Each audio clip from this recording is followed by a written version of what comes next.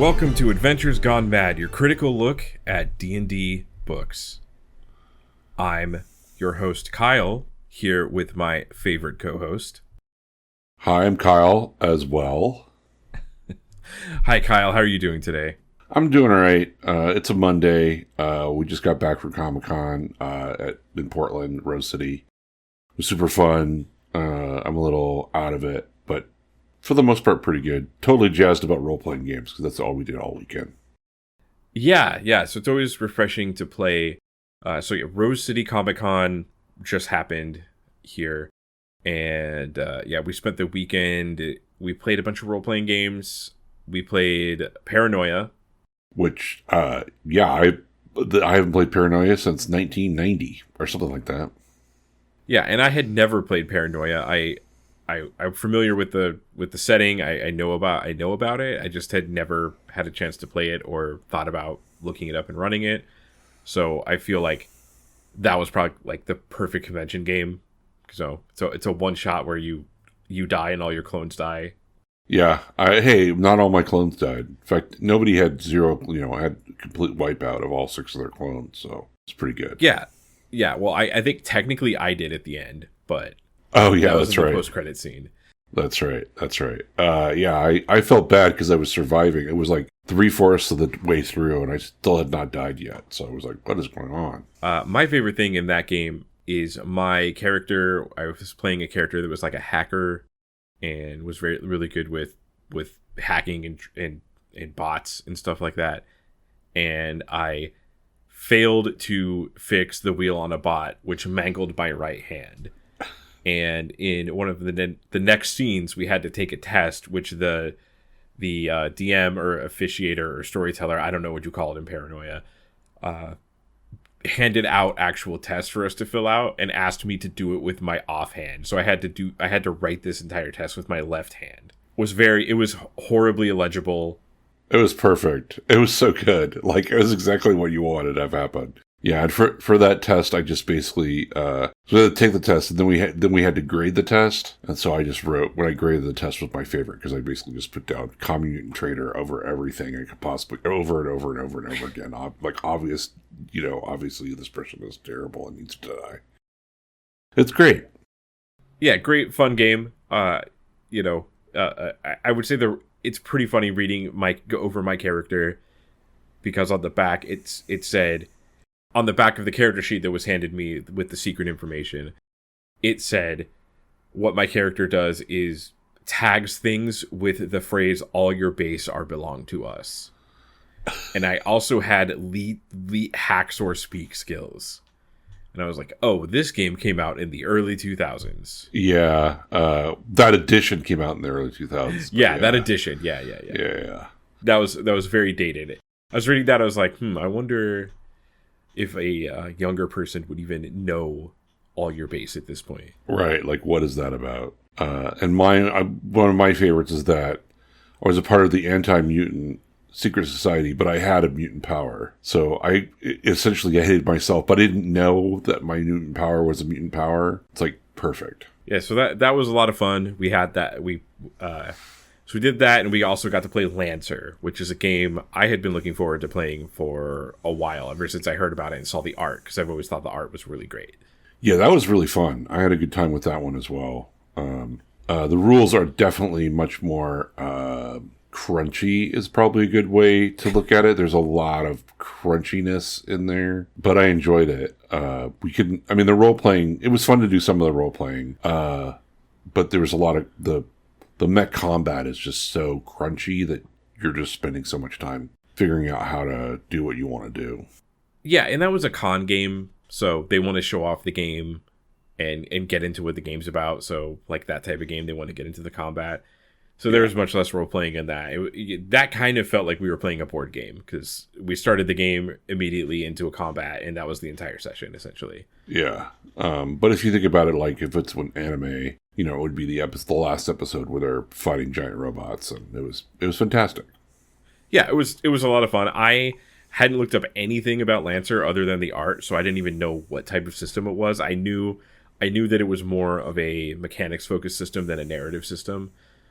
Or I guess any system could be as narrative as you want, but the focus on it, they definitely, I know that there's a specific focus on mechanics in that game. And, I sat down to play it and started looking at the character sheet, and I was like, man, this is like pretty complex. And then I started putting it together. I was like, oh wait, this is Dungeons and Dragons 4th edition. Yeah. This is like D&D 4.5. Like, they very clearly fixed some problems that people had with 4th edition, and they just did 4th edition with this. Yeah, no, that as soon as you said that, because I played 4th edition for a little bit with you, and yeah, it's sort of like, oh, yeah, I guess it is. Yeah, and I'm sure at some point we'll probably review a 4th edition module on this.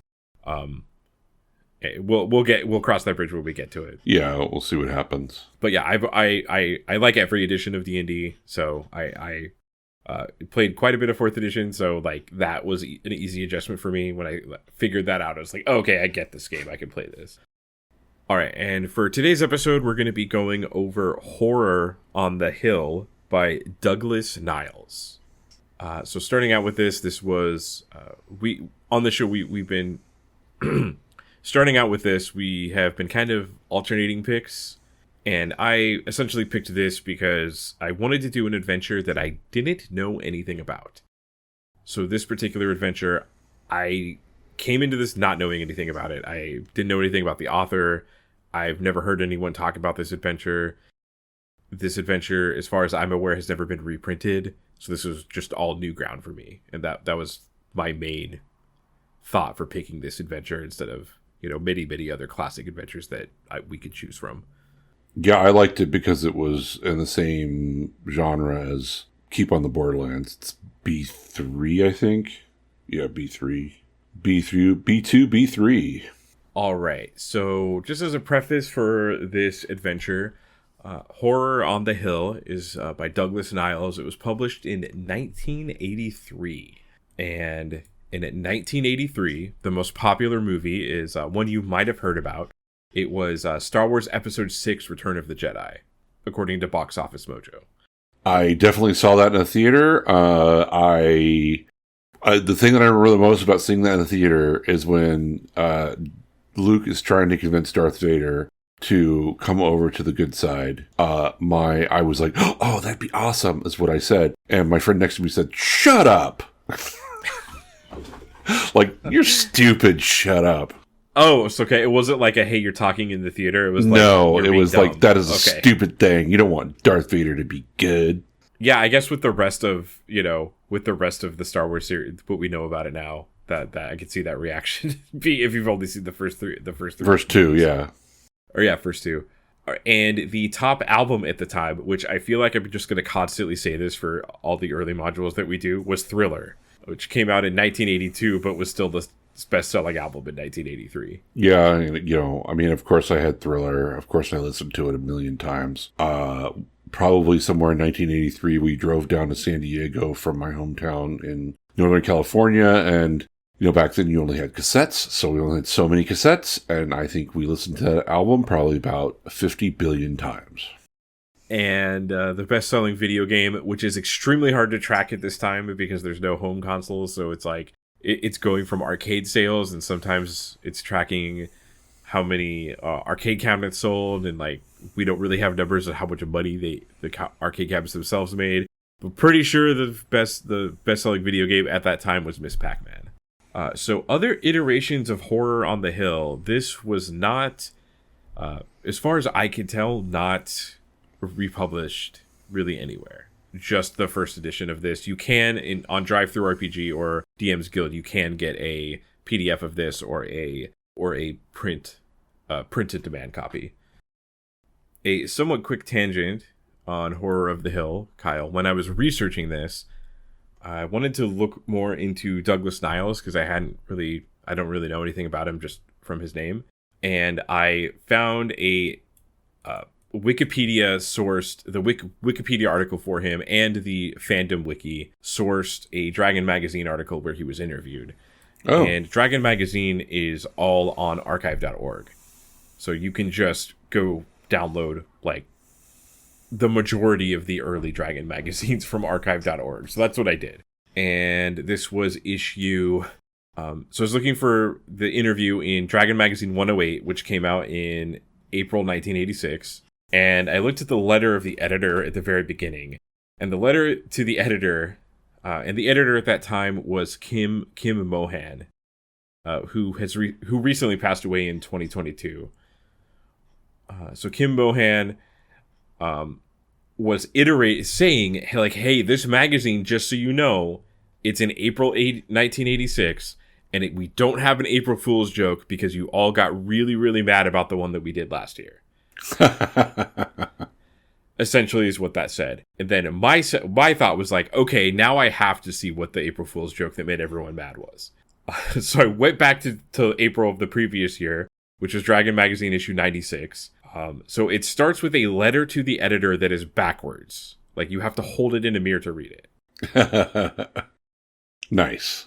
Which is like a very Mad Magazine thing to do. I don't know if you ever read Mad Magazine, but of course stuff like that was in there. Yeah. So it was so the letter from the editor was backwards, and basically he said it was a very tongue-in-cheek kind of thing, but I can understand people missing that. Also, we'll get to this, but I think like April Fool's jokes weren't that common in 1986 and maybe 1985. So right. Now it's like kind of expected, especially in like the gaming world. People love April Fool's jokes for games. So in Dragon Magazine issue 96, the backwards letter from the editor, essentially he says that he's retiring because he keeps getting ridiculous questions. Like, one of the examples he gives, which I think is hyperbole, I don't think he actually received this, was what percentage of hobgoblins kick prisoners with their right foot? He said, like, these are the questions I keep getting, and I just can't. No one's reading this. You're just asking me these absurd questions, so I'm quitting. Right. You know that there is some guy who said something that's equally ridiculous, like not so like, oh, you know, how many times did you do right, but you know, just something completely ridiculous like that, and he was like, I get too many of these letters. Yeah, it's like, please stop.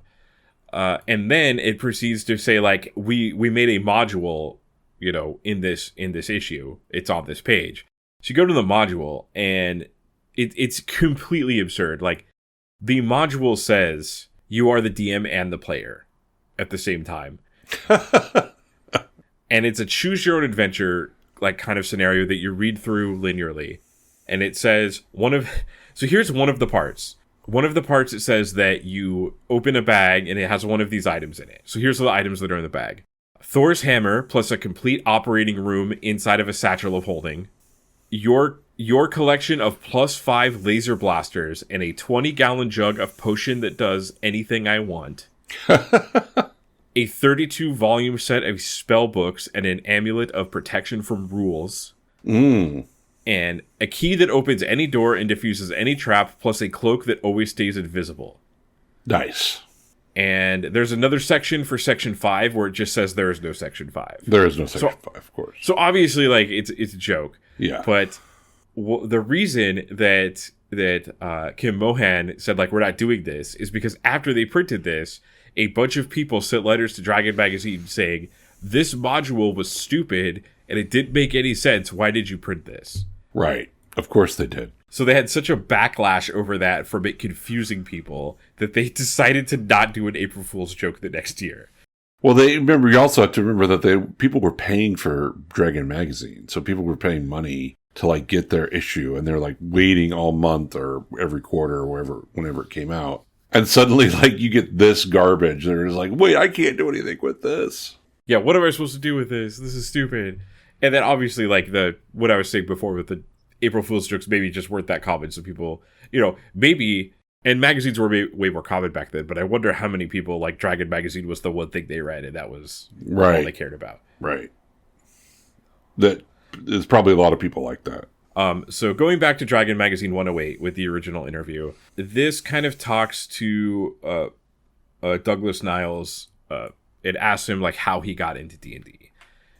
And the story of how he did that is pretty interesting. So he was a teacher in Wisconsin, and he had a student in his class named Heidi Gygax, who is the daughter of Gary Gygax. And one day she had to be excused from class, And the note that she had was basically like, hey, I have to be excused from class because I'm being interviewed by People magazine, which prompted, Mr. Niles to say, why the hell is People magazine interviewing my student in Wisconsin? Like, what is happening here?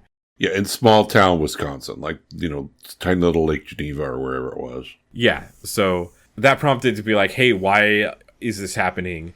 And then Heidi Gygax explained who Gary Gygax was and what Dungeons and Dragons was and all of that stuff. And then that prompted him to start in D&D, start, researching into it and, launching one of his own campaigns and then eventually started working for Dragon Magazine. And then after that, found out TSR was hiring for people and then got a job at TSR and then became like a game designer with TSR. So that was his path into D&D, was through being Heidi Gygax's teacher, essentially. Yeah, that's great. No internet back then, so there's no way to, find out about D&D on YouTube or something. So just a chance encounter. Yeah, it's still all about, who you know, right? So.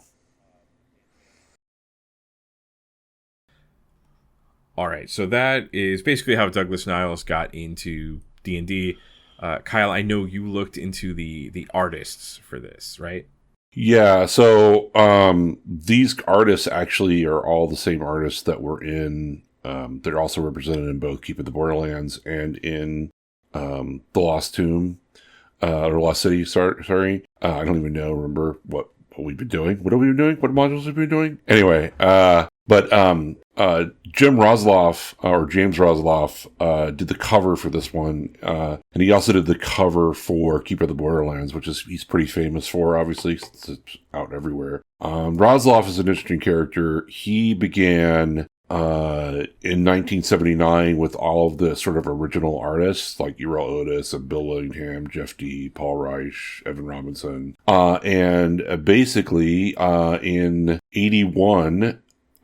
Steve Bloom, was it Steve Bloom? Yeah, he just said like, hey, you guys are insubordinate, so I'm getting rid of 2 of you. The other 2 complained, and then so he fired the rest of them, except for Jim and Errol Otis. So they were, obviously they had a lot of people that they needed to make a lot of art for because they were making a lot of product at the time. So they he basically became sort of the head artist, and he hired on a bunch of people, including Jim Holloway, who also does the art in this module and in Lost City. Larry Elmore, Jeff Easley, Harry Quinn, Keith Bergson, Tim Truman, and Clyde Caldera, which, they're all sort of like the big names that we know later on in all the TSR art, and does, all the covers for everything. And so he basically like hired all those people all at once to start doing all of the art. The type of people that if you don't know their name, you've seen their art, more than likely, if you're into D&D at all. Yeah. And I didn't realize this, but Jim Rosloff has a ton of art that I just absolutely adored. Most of it was in Deities and Demigods. There's the one with Thor and the hammer and hitting it over the serpent's head. There's just a lot of really good art that he's done. So definitely check out. He only has a cover on this module, and obviously the cover on Keep of the Borderlands, but he's in a lot of stuff. He died in 2011, and so he's no longer with us, but his art obviously lives on, and is in a lot of different stuff. And he still lived in Wisconsin when he died. Did a lot of graphic design work for people. And then Jim Holloway, was hired during that time when all of those people were getting hired, and he's also very prolific. He was in a lot of stuff. So when we played that Paranoia game, all of the art that we saw in Paranoia is all his art. All that old school art is all his art. All the 80s mutant weirdos that he drew. Yeah, but even the stuff later on, like the stuff in 2000 and stuff like that, was all his art. That's great. Yeah. I love those characters. They're awesome. And then your favorite game that we talked about, Battletech, all of that art was his art as well. He did a bunch of that. And in this module, all of the inside art is done by him. So, and he has a very distinct style if you've ever seen it. Any Dungeons and Dragons module during this time or even, the next 10 years, you'll see that art represented. I remember seeing a lot of there's a Conan module where he has a bunch of his art. It's very stylistically very similar. He was self-taught too. He didn't go to art school or anything. That's awesome. And just to clarify your comment about BattleTech, this is referencing us talking about BattleTech over the weekend because Kyle played a lot of BattleTech, and I commented that I have had trouble getting into that setting because I can't stand the way the robots look. I just can't get over it. I have tried playing the video game multiple times. I just can't. I cannot get over the way the robots look. I have to have my robots look. I need Gundam robots or something. I just can't. I can't do it with BattleTech. Well, you can blame Jim Holloway then. Yeah. All right. So getting into the actual adventure, Horror on the Hill. What is Kyle? Reading through this before we start, what is your overall impression after you read through it?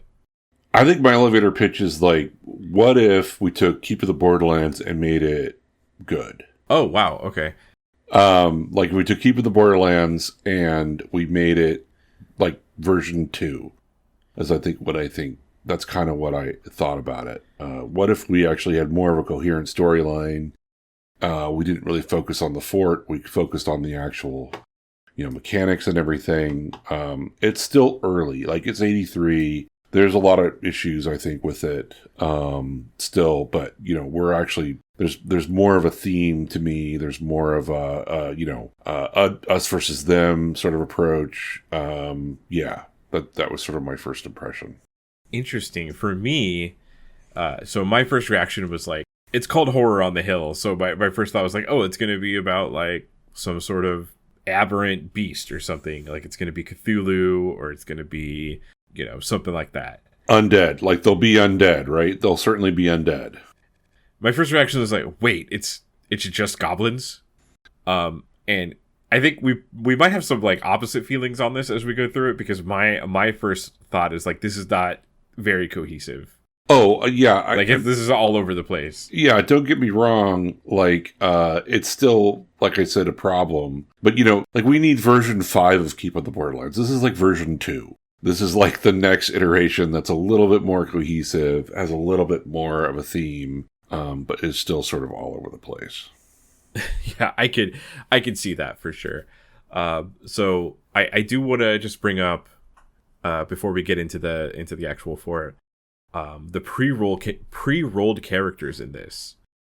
So in the back of the book, there are pre-rolled characters that are designed to just give people something to pick up and play with, or to fill out a group if you need you have everything, but you need, maybe you want to put a cleric in your team or something. One shocking thing that I do want to say about these pre-rolled characters is that they are terrible. Oh my god, yeah. I am looking at a cleric right now who has 12 strength, 9 intelligence, 13 wisdom, 10 dexterity, 12 constitution, and 11 charisma. His highest stat is a 13. Yeah, there's a fighter here with a 12 strength. Yeah, a fighter with a 12 strength. So... the thing that interested me about this is it doesn't. I'm wondering if this is designed to be that way. I want to know if they wrote down those low scores on purpose, or if they were at some point were okay, got to generate these characters, and they just rolled them straight, and then that's the characters that they made. Oh, I think they rolled them straight. I totally think they rolled them straight. Yeah. So the modern game design approach to this would be, let's design characters that allow new players to get into the systems, or if you're going to design weak characters, design them in a way to show people hey, this is a thing that can be improved, and this is what it's like when it's weak. But these are just straight random characters. Yeah, no, there's no. I mean, they may have done the 46 thing, but yeah, they're pretty horrible. Yeah, the highest. I'm just looking here. The highest stat that anyone has is 16. Yeah. Which, in modern, in 5th edition, you don't usually only get a 16 for a character for first level. But yeah, at least you're pretty much guaranteed that your character's going to have at least a 16 in their primary. Yeah, you will have an 18 in something. Eventually, yeah. So it's It's insane. It's silly. It just seems like the game design, the way the game design works in basic D&D is like 18 is rare. You're going to rarely have a character with an 18 in something. Right. And here's the funny part. Like, if you actually look at, say, Mordenkainen, or some of the characters that the people that were sort of formative in playing D&D, none of those characters had a 12 strength or a 12 dexterity, and that was their main stat. Like, they were all like, okay, well, yeah, Mordenkainen has an 18 intelligence or whatever. So, we never played a character that was... There was a lot of dice fudging for these things when we played, even as kids, Yeah, or I totally rolled an 18. I totally rolled 2 18s at my house when no one was watching. Oh, yeah, no, it's totally an 18. What are you talking about? I that's what I do all the time. I just roll 18s. So, yeah, I just wanted to note that the pre-rolled characters were... as I was looking through it, I was like, wow, these are bad. And also, there's a fighter here that has 1 charisma. Yeah. I don't know how that...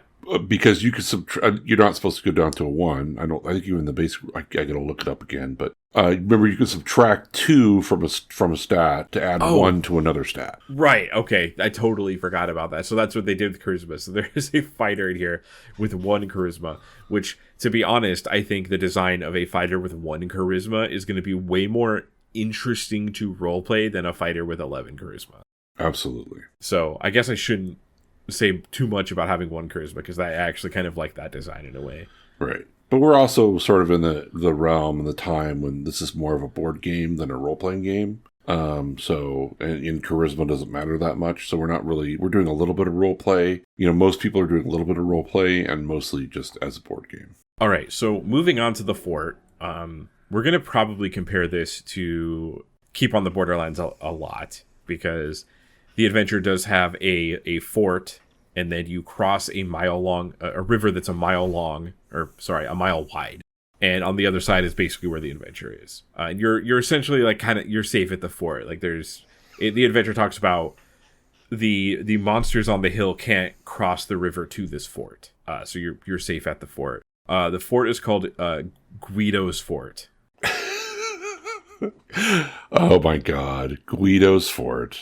Which is, yeah, so Guido is a normal Italian male name. But in the year of our Lord 2024, has been utilized in a different way. Yeah. Sometimes as a pejorative against Italian people. So I do have to admit that I did laugh a little bit when I read that, and it was like, that's the name for the fort? Yeah, I was like, that is hilarious. Like, why? Okay, I think Guido is short for Giuseppe. So I guess you can't call it Giuseppe's Fort. But why would you call it Giuseppe's Fort? And like, why is this Italian? I don't know. So there's got to be some kind of inside joke somewhere about this. Yeah, it's like someone's name, someone they know or something. Or one of their favorite restaurants or something. I don't know. It would just be like if, like now I think the equivalent to in 2024 would be like if you wrote something in 2017 and you called it like Karen's Fort or something. That would be like the equivalent of a name that has changed over time. So yeah, Guido's Fort.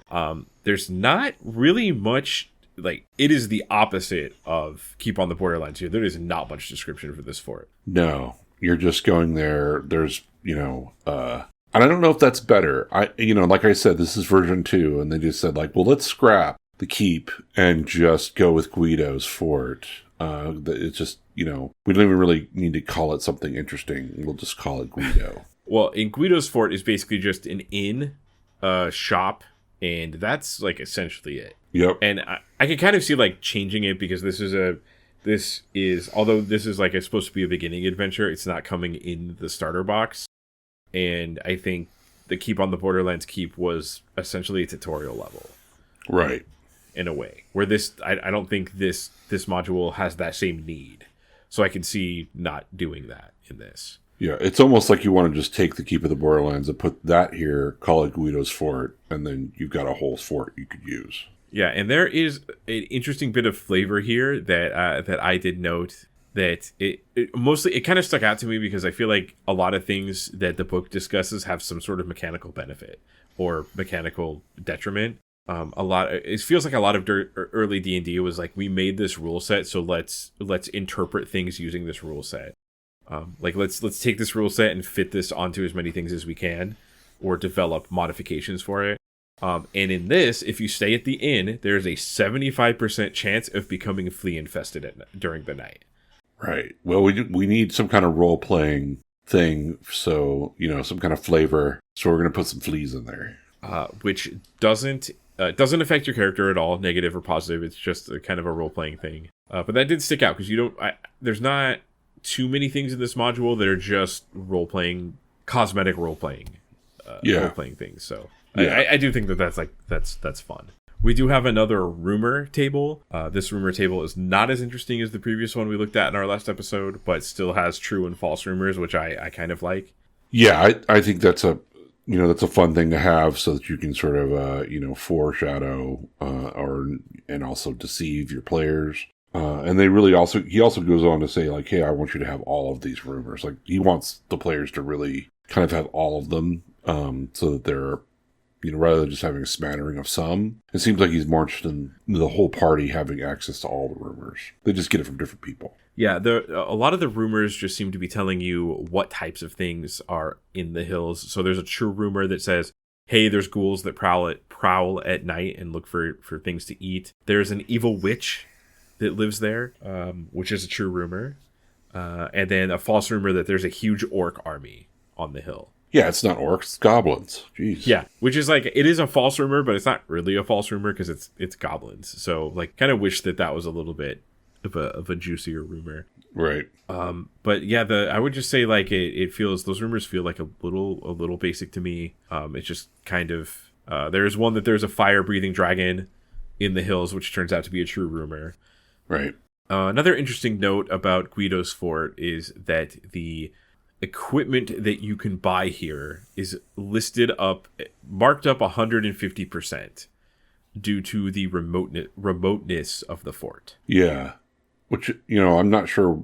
I mean, I understand using that as a flavor of saying like, okay, well, that item might not be there or it's going to cost you more. But for starting, and it makes sense more for, say, people who have played the game before. I'm like, oh, this is really scarce. For people that haven't played the game before, it's sort of like, I'm not sure it really adds much to it. Yeah, like Odo, a candlestick costs 2 silver instead of 1. Yeah. Or 2 copper. And the same thing about like, when we start talking about getting to the hill, there's like this big cost of either buying a boat or, the farmer won't let you go through or the fisherman won't get you there because they think you're going to die. So you have to pay for them and all that stuff. So from a game design perspective, another thing that was a little odd to me is that it's clear that they want things to be more expensive to like show you the remoteness of where you're at. Like, hey, you're in the middle of nowhere. Getting 50 foot of rope is much harder here than it is in, surrounding like Castle Greyhawk. But the book also says, hey, because everything is going to be expensive, make sure your players start with more money, which goes kind of against that design, because then you're offsetting it by giving them more money. So it doesn't matter as much in the end. Yeah, it seems like you're doing a lot of math. Yeah, it's like a little bit of an odd choice, in my opinion, on that one. Yeah. But I fundamentally, I guess I do enjoy like the idea of things costing different things in different places. I do enjoy that. It's just interesting that they give you more money to deal with it, thereby like undoing what they're trying to do in the design. Yeah, I mean, in some ways they're trying to make it flavor, I guess, but I don't know. It's interesting. Let's put it that way. So the adventure involves with Guido's Fort. There's also not a single named character here, except for one person, the closest that they have, the Old-Timer. There's a character named the Old-Timer who is supposed to be a kind of a retired adventurer. He's the person that gives you all of the rumors. One of the people that can give you all the rumors. And he will divulge secrets based on how many beers you buy him. Again, spending money for rumors. Yep. So the way that the adventure actually starts is you have to get across the river, and the only way to get across the river is to spend 20 gold, which a room costs a silver a night. So getting across the river is the equivalent to 200 nights at the inn. Yeah. And you can't say, hey, I'm going to can't we just rent your boat? No, because they think that you're going to die going there. So you could buy a boat from them. Yeah, there's rules for buying a boat, but it's like astronomically high, and there's no way a beginning adventurer would have that much gold. The only way I think this works is like, you want to come back. Although we can talk about that later when you actually get to the dungeon. But let's say like in midway through, you wanted to come back. I guess it could make sense. But I think it seems like to me, once you cross the river, you have to kind of do the whole adventure before you can come back. But we can talk about that later as well. So I'm not sure how effective all that is. It does tell you like, hey, you can tell them, hey, pick us up. Like, come pick us up tomorrow at midday or something like that, and they'll do it. But what I was wondering when I was reading this is, do you think the 20 gold to get across the river to the adventure, to go from the safe zone to the actual adventure, is that 20 gold supposed to be them trying to illustrate that it's so dangerous on the hill that you have to pay someone, 200 nights at an inn to get over there? Or is this a difficulty gating to tie resting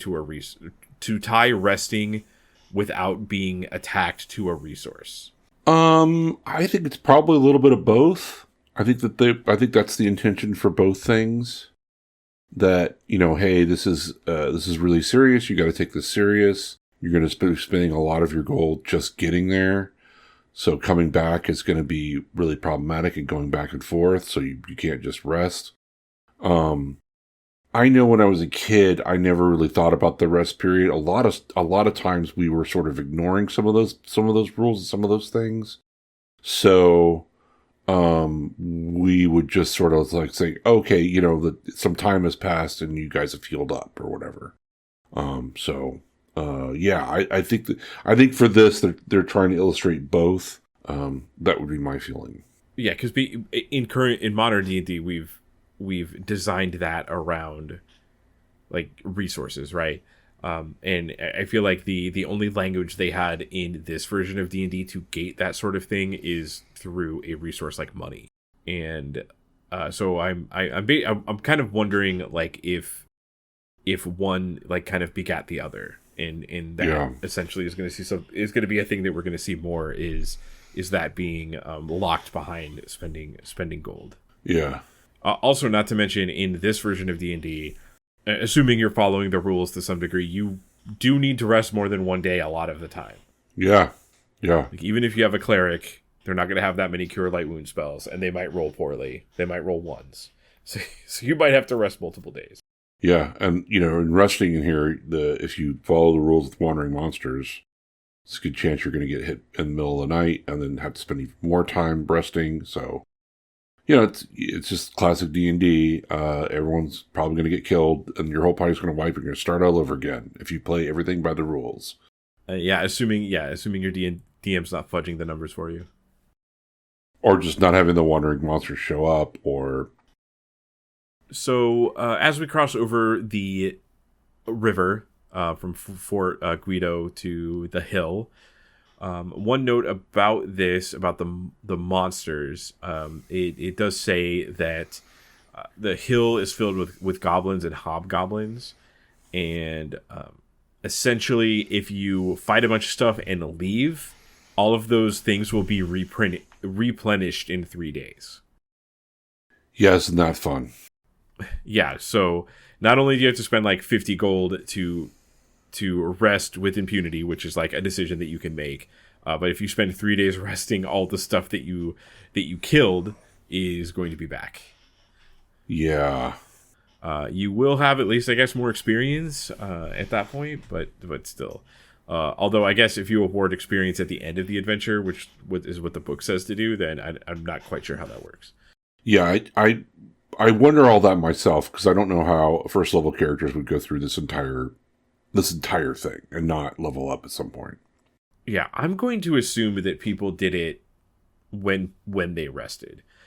But I don't know in practice how that actually ended up happening at the table. Yeah, I think most of the time when I played this, or we played D&D, for the most part, it was like, well, we all leveled up, or someone leveled up, so let's go back to wherever and rest and have them level up. It's like there was always sort of a house rule about like, well, you have to go back somewhere and rest somewhere in order to get your level. So that's usually what we would, like one person would level and we'd be like, okay, well, I'm going to go back and rest and whatever and let that person level up. And on page 4, I did also want to note there's some pretty cool art of. So this was kind of confusing to me because when I first was reading it, I didn't know anything about this adventure. I was like, I still had the assumption like, oh, it's called Horror on the Hill. There's going to be like some aberration, like beholder thing on the hill. And page 4 has art of an armored man and a dwarf, which I'm assuming is supposed to represent the adventuring party, cornering a bunch of goblins, and they're cowering in fear. Yep. I was like, I love the art, but it feels like the opposite of what I thought this adventure was trying to do as I was reading. It was a little surprising. Yeah, for sure. Like, I really thought this was going to be mostly undead stuff. And I do remember the preface reading somewhere about it and saying it's all about goblins and hobgoblins. And I'm like, well, there's got to be maybe some crazy, like you said, an aberration that's forcing them to work together or something, or that's, who is in command of them. But spoiler alert, no. So we get to what I'm crediting as the start of the adventure, the clearing, room number 1, which is the clearing and water.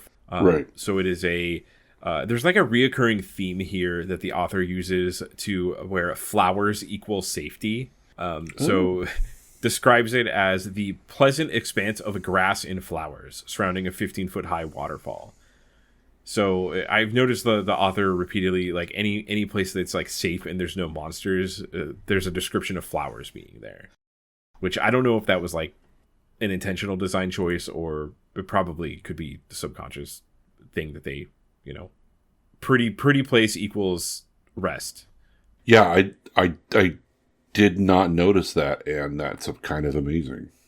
Yeah, I feel like it's the type of thing that when you read to a player, like you might not notice it, but your brain notices it at some point. So I would argue this is where the adventure actually starts. And you could honestly, if you were running this, just skip the fort and start here. Yep. And just narrate what happens at the fort. You show up at the fort, you get fleas. This is your mission. Here you go. You can start at this place. So just like a quick reading of the Wandering Monster table so we can get like an idea of what is on the hill. So during the day, you have hobgoblins, ogres, sturges, horned chameleon, killer bees, and Neanderthals. And at night, you have goblins, ghouls, giant bats, skeletons, giant rats, and a Thule, which we'll get to at some point. Yeah, it's a new thing. A new and I think old thing, because it seems like it wasn't used much after this. Yeah. So I did giggle a little bit when I read Neanderthals, and then I realized, wait a second, that's what the cover art is. Right. The cover art is also presuming a group of adventurers and some Neanderthals, and it looks like the adventurers are like ready to charge and fight. And I was like, okay, that's really weird. And I looked in the back of the book, and I was like, this is not a new monster. That's weird. And then I looked in the basic rules, and Neanderthals are in the basic rule book as a monster. Yeah, I mean, so going back to the thinking in the 80s, like we thought, okay, caveman, Neanderthals, they're sort of discovering a lot about them at that time, and they sort of become a monster in D&D. It's like, okay, we're gonna fight the cavemen. Cavemen are gonna come and fight you. I did not think about them being in the media more at that time. So this is like much less random to me than, okay. Because I was like, okay, well, I know, there's things like the Flintstones, which I think was like the 60s. Yeah. Like 70s. I don't know what year that was. So I know like they were in our media at some point, but that makes sense if they're talking about like discovering new things about them all the time. Then them being in the D&D book, I guess, is like a thing you can fight. Also, it is generally, I feel like basic D&D really likes monsters that are just monsters that are meant to be killed and don't talk. Exactly. And that is just a human that doesn't talk and hits you with a club, presumably. Yeah, I mean, there's a little bit of, we didn't, at the time, we also didn't understand that Neanderthals were actually us, like that, it's only now that we understand that Neanderthals were a separate species, but in the end, we sort of all integrated together because we all have a certain amount of Neanderthal DNA. So, there was this whole thought of like, oh, there's this other group that we fought and killed them all off. And so that's how they're sort of representing it in D&D. Right, and it also goes with like the overall theme of basic D&D of like civilization versus nature, or at this case, like the opposite of civilization, like early civilization. Yeah. So yeah, that was just like, if you told me to like, hey, make a list of classic D&D monsters that are in basic D&D, I probably would have been like beholder, giants, dragon, orcs, goblins, orc, goblin, owlbear, stuff like that. Kobolds. I would have never, like Neanderthals wouldn't have even been in like the top 500 of things that I would have said. No, but they were. So the next group of things I want to talk about is actually, it's going to be in Zone 4, which is the Killer Beehive.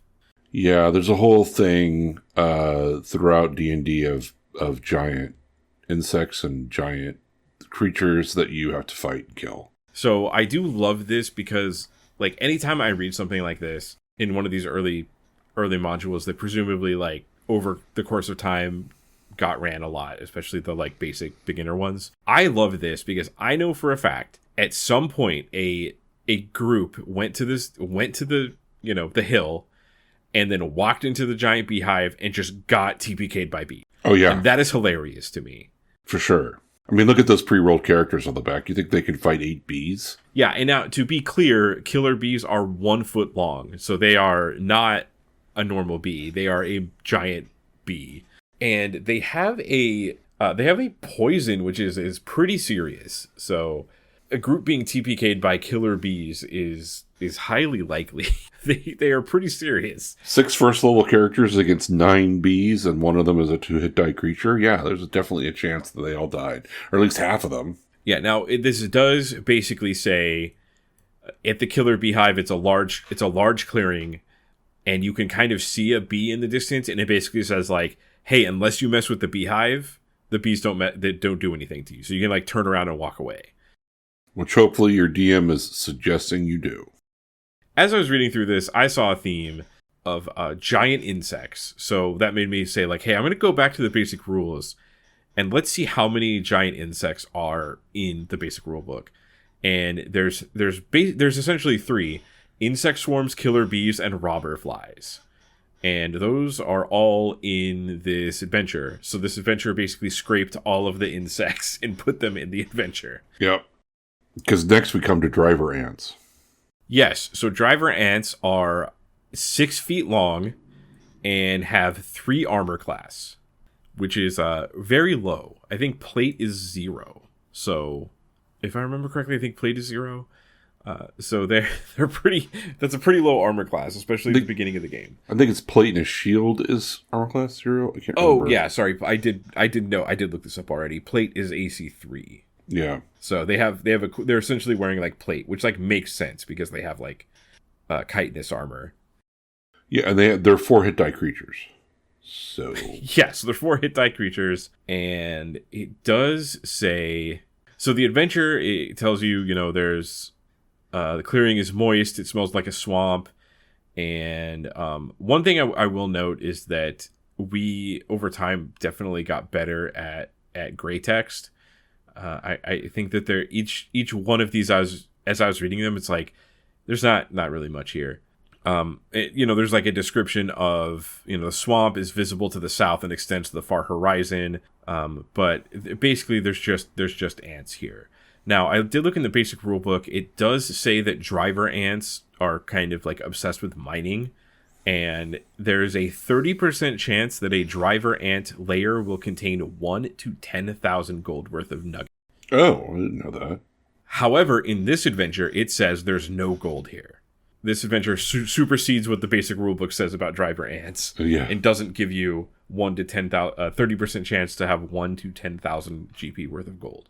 We really don't want you fighting driver ants. We want you to go to the hill. I do also want to point out we have room number 6, which in this case, this is like an overland area. So when I say room number 6, I guess I mean area number 6. Yeah. Which is currently my current favorite name for a room is for an area is Glade of the Magical Berries. I kind of love this. You know, who knew that a potion of healing spilled by a cleric could make a bush full of berries that give you magical healing? Yeah, so this was in this zone, this area. So essentially there are magical berries here that kind of work like a half of a potion of healing. And the book tells you there's a story like many years ago, there's a cleric that spilled a potion of healing on like a bush. And the bush over time absorbed the potion of healing and it made the berries that came out magical. So you can do like, you'll probably notice that there's, the berries are special and like they will react to a detect magic spell. Just in case you happen to have a, magic user that wants to blow his one spell for the whole day on detect magic. Yeah, so the interesting thing about this to me is there's kind of a barrier here between the DM and the player. And with the information that the DM has, in that whole story about a cleric spilling a potion on the bush, there's like absolutely no way for the players to get that at all, other than the detect magic spell. So they are just going to go up. If they detect magic, they'll be like, oh, there's magic berries. I don't know what happened here, but the DM knows what happened here. Now, in like more modern versions of the game, there would be rules to facilitate players being able to figure that out with rolls. Yeah. And knowledge. And in this, there is no way, other than the DM just straight up telling you what's in the book, which many DMs probably just did anyways. There's no way for the players to get this information. This is DM only information. And I don't know how I feel about like such a cool environmental storytelling story that could have been put here that would add a lot to this adventure being like behind this barrier that the players can never get to. Yeah, I mean, there could be a skeleton here with like, a clerical like scroll or something, that would like, oh, maybe like something happened here with this cleric, but there's none of that. Yeah, or there could be a empty shattered glass of a bottle of healing potions. Like in video games, we and I've said this multiple times, and I should clarify, like the name environmental storytelling comes from my experience, comes from video games. And what you're just saying is like an example of environmental storytelling. So yeah. That's like when the game design shows you story and you don't have to have the game like stop and then tell you like, hey, by the way, this is what happened. You can like ascertain what happened from like the way the environment is set up. Yeah. So I'm wondering if at some point if these adventures will develop to have like a system to allow players to get to this knowledge, or if it was just intended for this to just be DM only forever. Like I'm curious how that evolves over time. Yeah, no, that will be interesting. Hopefully we'll see where they start to somebody starts to do that, or maybe there's some example of it. But yeah, for now it just seems like you get the information. If you're the DM, you get to know everything. And how you give that to the players. Because obviously there's a piece here where you could put something in there to make it cool and interesting. But he doesn't tell you to do that. He doesn't say, hey, you might want your players to know this information. It's sort of a neat little aside. How are you going to do that? Yeah, and it's weird. It's like the neat little aside I want the players to have. Like obviously like they can walk by this. They might not even go to the Glade of the Magical Berries. But it still would be nice if players could get that information somehow. And I don't know if that, and the curious thing about this time of the design is like, I don't know if when I'm reading these, I don't know if it's intended to be that way or the designers haven't developed that tool yet.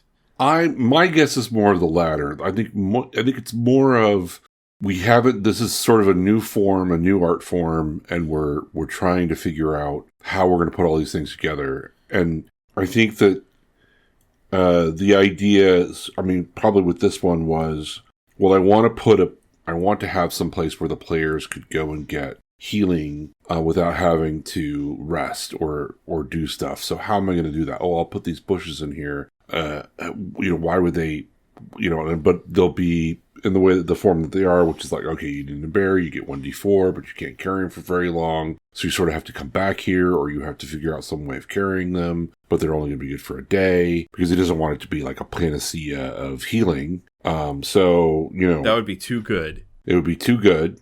So how are we going to do that? Well, I guess I'll do it like this. So I need to have sort of an explanation to the DM as to why that is. I don't think that there's a thought of like, well, this is kind of a neat story that that the players should know as well. Like me as the DM should not be the only person who knows this. It should be, everybody should be in on it or have a way in which they can all be in on it. But yeah, I think it's more of the latter. I think it's more of like, we don't know how to make that conduit and we haven't really thought through it. You also have to realize that playtesting these adventures probably was like, well, you had a group of people at TSR or maybe at a con play these a couple of times, not like a bunch of times, just like a couple of times. So you're not having somebody play it over and over and over again or have all sorts of different groups. They aren't posting the PDF online. Yeah, exactly. Yeah, and it's just like as I'm reading these early books, it's like it's really obvious that like yes, the players can just ask the DM things or talk to the DM, but the rules are the main thoroughfare for the players to communicate to the DM and for the DM to communicate to the players.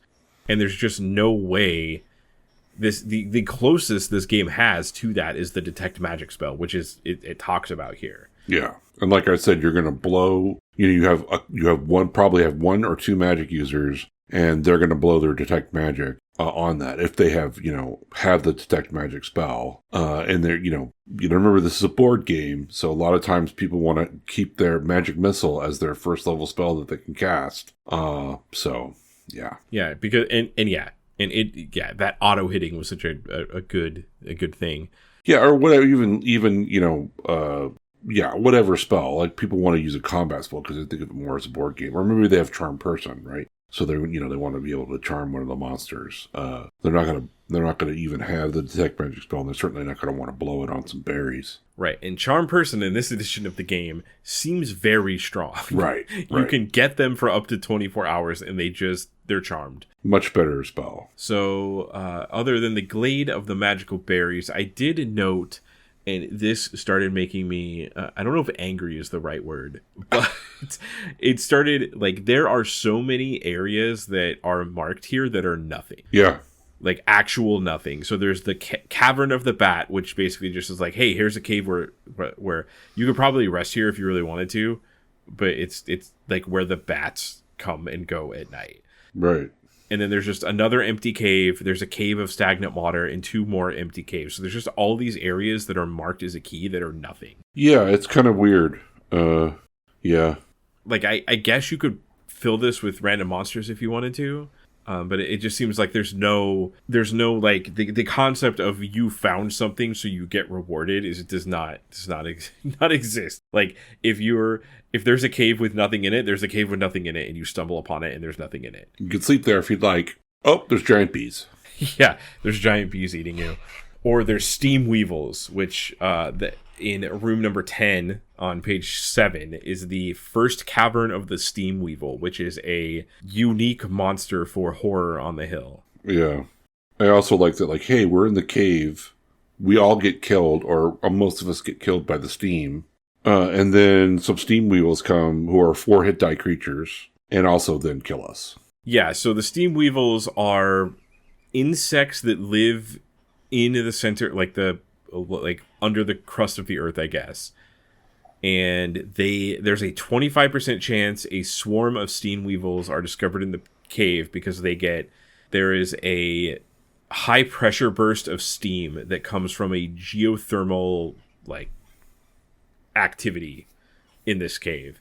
And there's a 25% chance that a steam weevils are in this cave because the steam pushed them up from below the earth. And they are just insects that live under the earth. They die after a few hours exposed on the surface of the environment. So that is an interesting thing that you could discover, and you could just, if you see them, just run away and just say, hey, let them die. a lot of these outdoor adventures should be encouraged to run away from.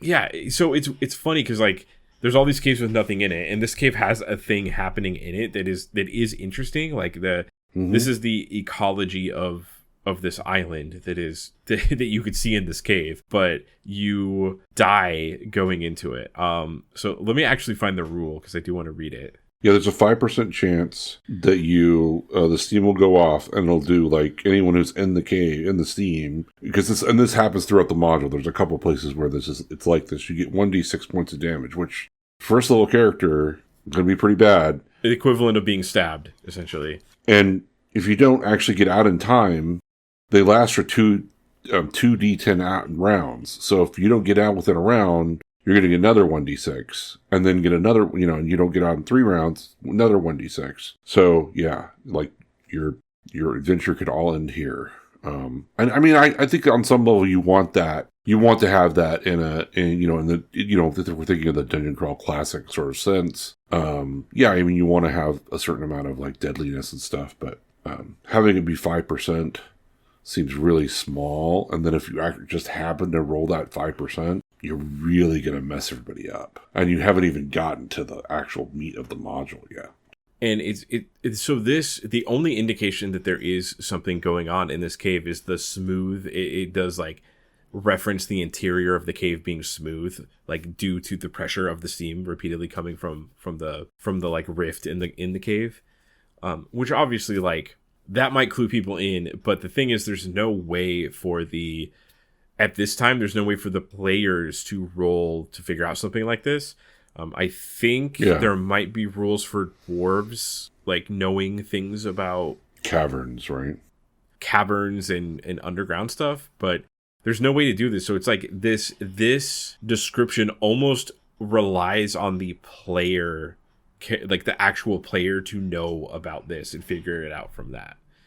Yeah, I think, like, to me, I think this just, kind of going back to a higher level view, I kind of don't think this is the best beginning level module for new players. Like, I think it's a good beginning level module for people who have played before and are used to, okay, yeah, this steam vent could be a thing. They go and investigate it and like, oh no, we all died, that sucks. Or, oh, a bunch of us died, ha ha ha. But new players would be just like, wait, half of us are now dead. What do we do now? Oh no, Ken, my first character, Ken the Fighter. Yeah. And I forget what weird ass name you gave your first character. I know you told me. Scranninson. Yeah. So Ken the Fighter and Scranninson, just, our favorite characters, our first characters that we ever made, just like got destroyed. Yeah. In this game. This little 5% chance with some steam weevils and just wanting to investigate a cave in a adventure game that's called Dungeons and Dragons. So yeah, and it's going to make you think that it's going to give you the impression that D&D is about fighting giant insects. Yeah. That's what this game is about. Yeah. At this point. Yeah, so it's like, that's why I think like, this would be a fun module for people who've already played Dungeons and Dragons, sort of know what it's about. And, oh, okay, yeah, like here's this cave, like we died. Oh, no big deal. I'll just get my new character or whatever. I wasn't really attached to him anyway, or her, or they. So yeah, I guess I'm just like a little disappointed that the one cave here that has like something really cool going on is a death cave. Yeah. I kind of wish, just, I think that we don't have the design language to match the sensibility of like modern design that I'm used to. Right. So I'm still like discovering these things as I read these old modules. But I think it's like I said, I feel like it's version 2. It's one step, a little bit more descriptive, a little bit more interesting, in-depth wise than Keep on the Borderlands. But it's also, you were still sort of struggling with how to put all these things together, how to make a cohesive sort of, something for like really beginning level players that have never seen this game before. Yeah, and you're on the surface of the hills, so you're not dealing with the whole like oh no, there's 4 kobolds in the room. We only killed 3, and while we were killing those 3, the other kobold ran into the other room and told all the orcs. Yeah. And now all the orcs are after us. Like there's everything is like kind of separated here, so there's not that. That happens later in this module though, Yeah. so I don't know if I can really celebrate too much. So we'll get to that, but we also have zone, or I guess area 12, the Hobgoblin camp clearing. We have 12 hobgoblins. And the idea is that, like, okay, this is sort of where the meat of the adventure should sort of start. Even though I kind of don't think it does, but it's sort of to say, like, okay, because the theme, spoiler alert, there's a big hobgoblin attack that's gonna be happening, and this is sort of the start of these hobgoblins. Yeah, so it does say the grass in this area has been trampled flat, and severely shoddy tents and huts are visible on the far end. So when you get to the zone, it's like, hey, you have just been depending on how you walked through this area, you may just be fighting giant insects here, but look, there are huts and visible shoddy tents. What are you going to do? Yeah. Obviously, you're going to kill them. Yeah, exactly. And at this adventure, I did know this adventure at this point does not give you much gold, so I don't think there's an expectation that you're going, at this point in the adventure, that you're going to be going back and forth to the fort too often. Right. And it seems like that is a design directive, because they removed the driver ant gold. And if they wanted to give you gold to be able to go back and rest, that would be the perfect place to do it. So this next, on page 8, this next area 13, the clearing of the mysterious cottage, is the most interesting thing in the Overland Hill part, in my opinion. Oh, absolutely, without question.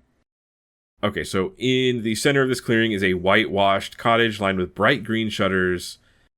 Gravel walkways connect to the cottage to each of 3 trails into the forest, and pleasant gardens of bright flowers surround the house. White curtains delicately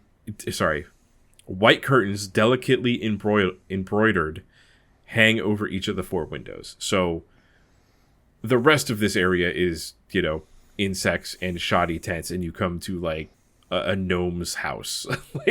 Yeah, it's like a nice little, look at this nice little cottage with flowers and loveliness. So there's 2 NPCs here that you interact with. There's Rosabella, who is a 5th level cleric, and Rosalinda, who is a 6th level magic user.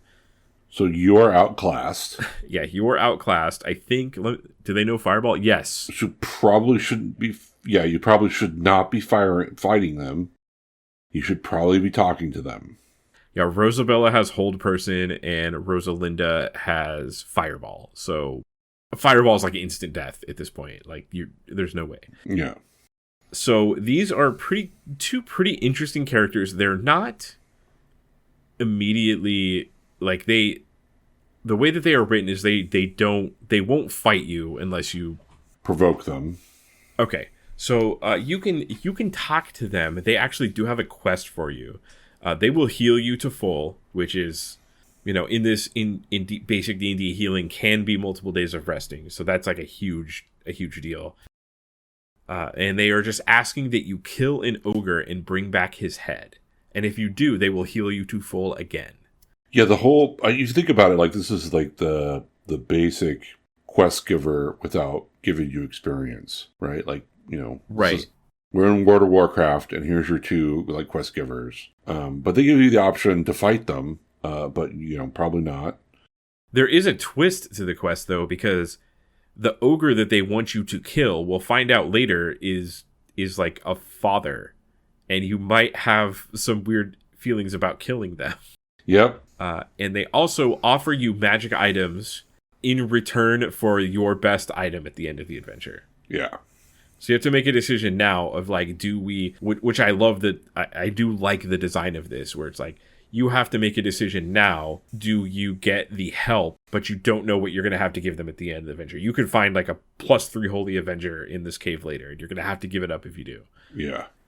I actually really like that whole piece. So like where, the players have to figure out, like, do we trust these people? Do we want their help? And of course they will give help. Like they're all on the up and up. But you are going to have to give them something in return. Yep. So they give you 2 magical scrolls and 2 potion. So they'll give you a potion of invisibility and a potion of healing, and they give you a scroll of cure light wounds and detect magic and protection from evil, and also web and detect magic. So they give you like a decent amount of stuff. Yeah, for sure. So I did note, like, yes, they have fireball and they have hold person, but they also have really low armor and not that much HP. So you, like, killing them might actually be possible. It's just not going to go well for you if you roll poorly. Yeah, and I also think like mischievous characters will be like, well, we got to 2nd or 3rd level. Let's go back and kill those women and take all their stuff. Yeah, and they do have some pretty impressive magic items. So they have the Staff of Healing, a Wand of Paralyzation, and a Ring of Protection +3, which is +3 to your armor class and +3 to your saving throws. Which, like, reading, I'm not a mathologist, but +3 in this system is absurd. Yeah, no, it's really nice. Yeah, that's a lot to +3 armor and saving throws. Like, those are the 2 ways that the game affects you. So getting a +3 to that is huge. Yeah, I mean, so in advanced D&D, we go up to +5, and it's sort of the same system. So, like, we even when we were doing +5, like, well, your 12th level fighter has a +5, +5 weapon. But even at 6th level, that is really where you start to go, like, okay, you might have a +3 thing at 6th level. So, yeah, I mean, it's totally boss. And so if you kill them at, like, 2nd level and get a +3 ring of protection, like, holy crap. Right, and it's a ring, so you can also wear it with armor. Right. So, I think I've noticed about the writing here, and we get to this multiple times here, and I'm curious if this continues on in some of the other modules we're going to read for basic D&D. But it actually like writes out and scripts out the things the NPCs will say, and I don't know if the expectation was like, hey, here's like what they might say, change it, and it's pretty obvious that like they know that DMs change things and edit things to how they want, but like it tells you the script like, I'll use my Staff of Healing and my Cure Light Wound spell to bring everyone in your party to full strength, says Rosabella. In return for this act of healing, you must bring us the head of the male ogre that lives on the hill. When you do, I'll heal all your wounds again. So it just gives you, like, in quotes, what they actually say. Yeah. Which I don't know if that's just normally what this does yet, or because this is does at this point, or if this is a beginning adventure thing. I'm not sure either. I don't remember. I feel like that's a thing we're going to figure out as we read more of these modules.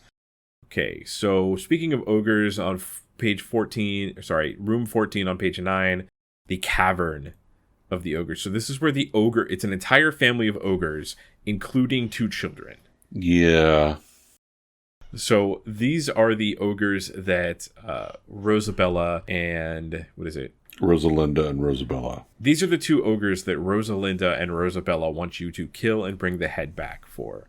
So, like this is obviously written to be it's very strange. This game doesn't really have this morality of like, hey, the things that we are killing have feelings, but this adventure sets you up to deal with that.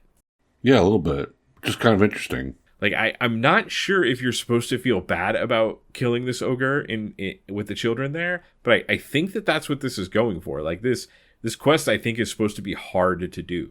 Yeah, I mean, if you get the quest from Rosalinda and Rosabella, they're going to be like, yeah, just go kill them. And so you may just happily go along and kill them, and then suddenly like, oh yeah, there's 2 ogre children here too as well. And 6 goblins that they've been terrorizing and made their slaves, so...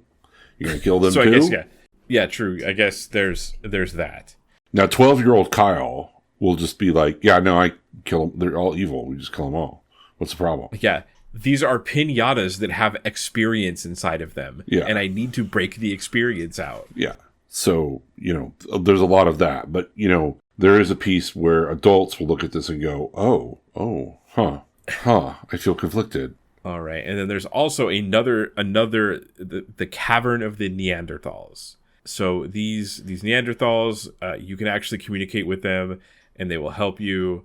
But basically the only thing that I have written down here is a personal pet peeve of mine, and it has really nothing to do with the D&D. It is a thing that I see often in in media or when people talk to me about this. And that pet peeve, this comes from my minor in college was in special education and rehabilitation and psychology. I had a double minor. And as part of that, I have since lost it because I hadn't really used it, but I was fluent in sign language. And this section is like talking about communicating to the Neanderthals with sign language. In the way that it talks about it is like it bothers me because sign language is not a primitive form of communication. It's an actual language with full grammar, idioms, everything that you would expect from a language. And I talk to people and I see media all the time that just thinks that sign language is just primitive English, and that is not it at all. Right. So it's clear that like what I think the authorial intent here, like I don't think that that's like intended. I think what they're saying is you use what we would call like a pigeon language, which would be like communicating to someone that doesn't speak with you with like very basic words that mean like, this is the pigeon language for the word for money. This is pigeon language for, sheep. So we have a way to communicate, even though I don't speak your language and you don't speak mine, we can talk about buying and selling sheep. Like that's what a pigeon language is for. And I think that's what they mean. Well, they're kind of going like, if you go to a foreign country and you don't speak the language, sometimes you can get your point across by hand gestures and body language, which is really what they should say. But, rather than saying that, they're saying, okay, well, they can sign it. Yeah. Yeah, the cavemen only speak sign language because it is primitive, is like how I felt when I read this, and it made me upset. That is just my baggage that I'm bringing to this, but I did want to talk about that. No, for sure. It is sort of an interesting one there. Well, I mean, obviously, like, it's 1983, and we're trying to, like, well, how do these people communicate? Well, they must be primitive, so they must not use words, which is, like, that doesn't make any sense at all. They must use sign language, which is primitive. Like, is sign language primitive? That doesn't make any sense either. Yeah, absolutely not. And also, like, even though this is 1983 and, we're saying it's the 80s, I still regularly talk to people that think this. So yeah, this is like true. part of why I became so animated with this room is right. I still regularly talk to people that think this, and it gets old. Well, thankfully, I will say one thing that's good about it is they're not just automatically, well, you just need to kill them because you can't talk to them, and that's the end of that. So you're just killing cavemen. Does not sound like fun. At least they're like, well, you can communicate with them, but you have to use sign language, which I'm sure everyone is very fluent in. Oh, wait, no, sign language is primitive. You forgot. Everyone knows a little sign language, right? Yeah, so probably a pigeon language. I did note that the Neanderthals, so they are actually like the nicest thing here. Like they will actually work with you and you can get them as allies. Yeah. It does note that they are friendly to dwarves and gnomes, but there's no gnomes in this adventure or in the basic rule book. Am I wrong about that? All right, you're not wrong. It's one of those things where someone, you have to think about this for a second that like, probably Niles has been, running and playing Advanced Dungeons and Dragons, and you've had all sorts of different characters and stuff in there. And so now you're writing for basic D&D, but you don't necessarily remember that player characters can't be gnomes. That's probably what it is. Something like that. Yeah, I'm also, I don't know, like, I didn't have enough time to look up, like, when the first playable gnome was. So maybe there's, like, another supplement that has it. But I thought it was interesting that it's, like, they're friendly to dwarves and gnomes. So I guess, like, if you have a dwarf in your party, there's a little bit of a bonus. Yeah, because, like, he's bearded, and they're kind of short, and he's short. So, yeah. I didn't even think of that. Wow, yeah. They're kind of friendly together. Yeah, it's a little on the racist side, but whatever. Yeah, racist. Yeah, exactly. I didn't even think about that. I just thought it was kind of random. Like maybe they thought dwarves were cute or something. No, just they look like them, and okay, well, you're bearded and short, and we're bearded and short, so we obviously hang out together and must like each other. Yeah, I guess I wonder how many. I'm very curious about how many DMs just had these characters, like these Neanderthals just talk. Yeah, because like my note, I was like this entire area would be better if they just spoke common, even if it was bad common. Yeah. Okay, so now we get into the monastery area. So there is a abandoned monastery that I have many questions about in this area. So, what is there to know? It's just an evil monastery. Don't you know? They just have evil of evilness, and some hobgoblins may have moved in. Yeah, so there's a monastery here that is being used as a base, kind of, but it doesn't. There's obviously some culty evil stuff that happened at this monastery, but it doesn't give you. It gives you the background broken up in multiple different rooms, but it doesn't tell you exactly what happened here. And in Area 23, the old tomb, we skipped the previous zones that had this deity. It does talk about. I'll just read the gray text for this one. The double doors of this building are elaborately carved with a leering face and grotesque torso. The creature's mouth is gaping open to display row upon row of hideously pointed fangs. 2 long claw-tipped arms are carved in relief. They seem almost to be reaching out to gather in anyone standing before the door. And then the next sentence is, this carving depicts the same pagan deity the PCs might have discovered on the old statue in Area 7. Right. So the word pagan deity just jumped off the page to me. Obviously, this is the usage of the word pagan in a, non-Christian, primitive sort of way that is evil. And I don't think I think like that's technically the usage of the word pagan now, but I don't think it's used I don't think we use the word pagan like that anymore. So so this deity is mentioned multiple times, but it never actually says like, hey, this is Horus, or hey, this is Set, or hey, this is like Anubis or something. It just keeps talking about the same deity. It never actually tells you. And I don't know from reading this, I don't know if that's because they want you to fill that in. I don't think it's necessarily want to fill it in. I think it's more like they're saying, well, it doesn't really matter. And I think, and I both agree, like, hey, yeah, no, I think that matters. I think it's something that's a plot device that we could be using. But I don't think that the author thinks that that's an important plot device per se. That it's just some old evil deity from a long time ago. It's primitive, it's pagan, it's, don't worry about it.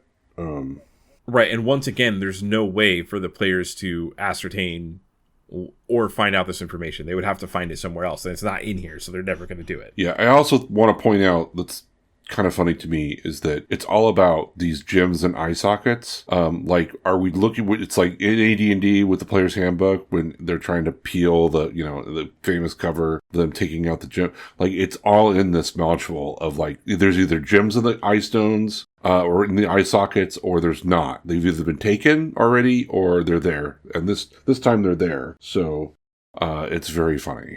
When I read that, when I first read this, I assumed that that's what it was talking about. I was like, oh, this is like, maybe the AD&D cover is like a reference to this. Yeah. And then it's a different.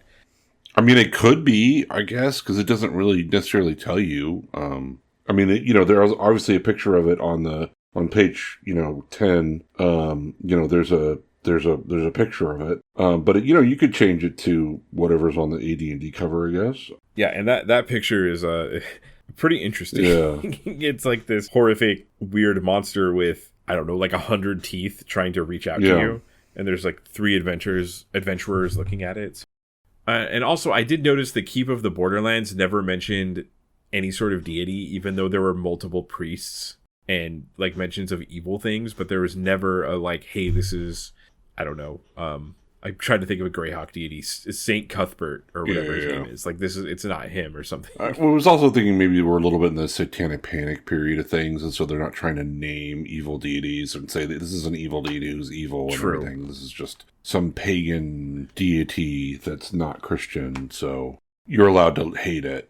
My other note was like, I was wondering when the satanic panic stuff like officially kicked off, and when I say that, I mean like kicked off to the point where it changed the language that they started using in the books. Yeah. And I would guess that the word pagan would be one of those words that they wouldn't use, because they could point like, hey, the word pagan is here. This is unholy. So another note about this tomb, this tomb is lined with many different doors that are on the opposite side of each other. And the same statue is like on the picture of all the doors. And as soon as any character touches the statue or opens one of the doors on the perimeter of the room, 12 guardians of the tomb burst from the doors and attack. The guardians are 12 skeletons, and one comes from each door. So you actually have some agency for exploring here, but you're immediately punished when you do. Which is like, it's, fighting 12 skeletons is cool and fun, but also you're getting yourself in trouble if you do it. So the game is kind of punishing you in a way. Well, there's always a theme in basic D&D that really exploring is danger, and you get punished for it, but hopefully you get rewarded eventually. Right, and the reward here is a dagger +2. And some XP. And daggers do D6 in this. So, you're not going to see a dagger and be like, oh, that sucks, I use a longsword. Like, it does the same damage in basic. Well, if you use the alternate rules, it only does 1d4. But if you use the regular rules, everything does 1d6. Oh, okay, yeah. Right, I do feel like the alternate rules are probably what everyone used anyways, because that's just cool. I did mark on page 11, around this old tomb, the area with the garden has some... So it doesn't ever tell you what happens with this monastery, but it uses like extremely judgmental language about what did happen.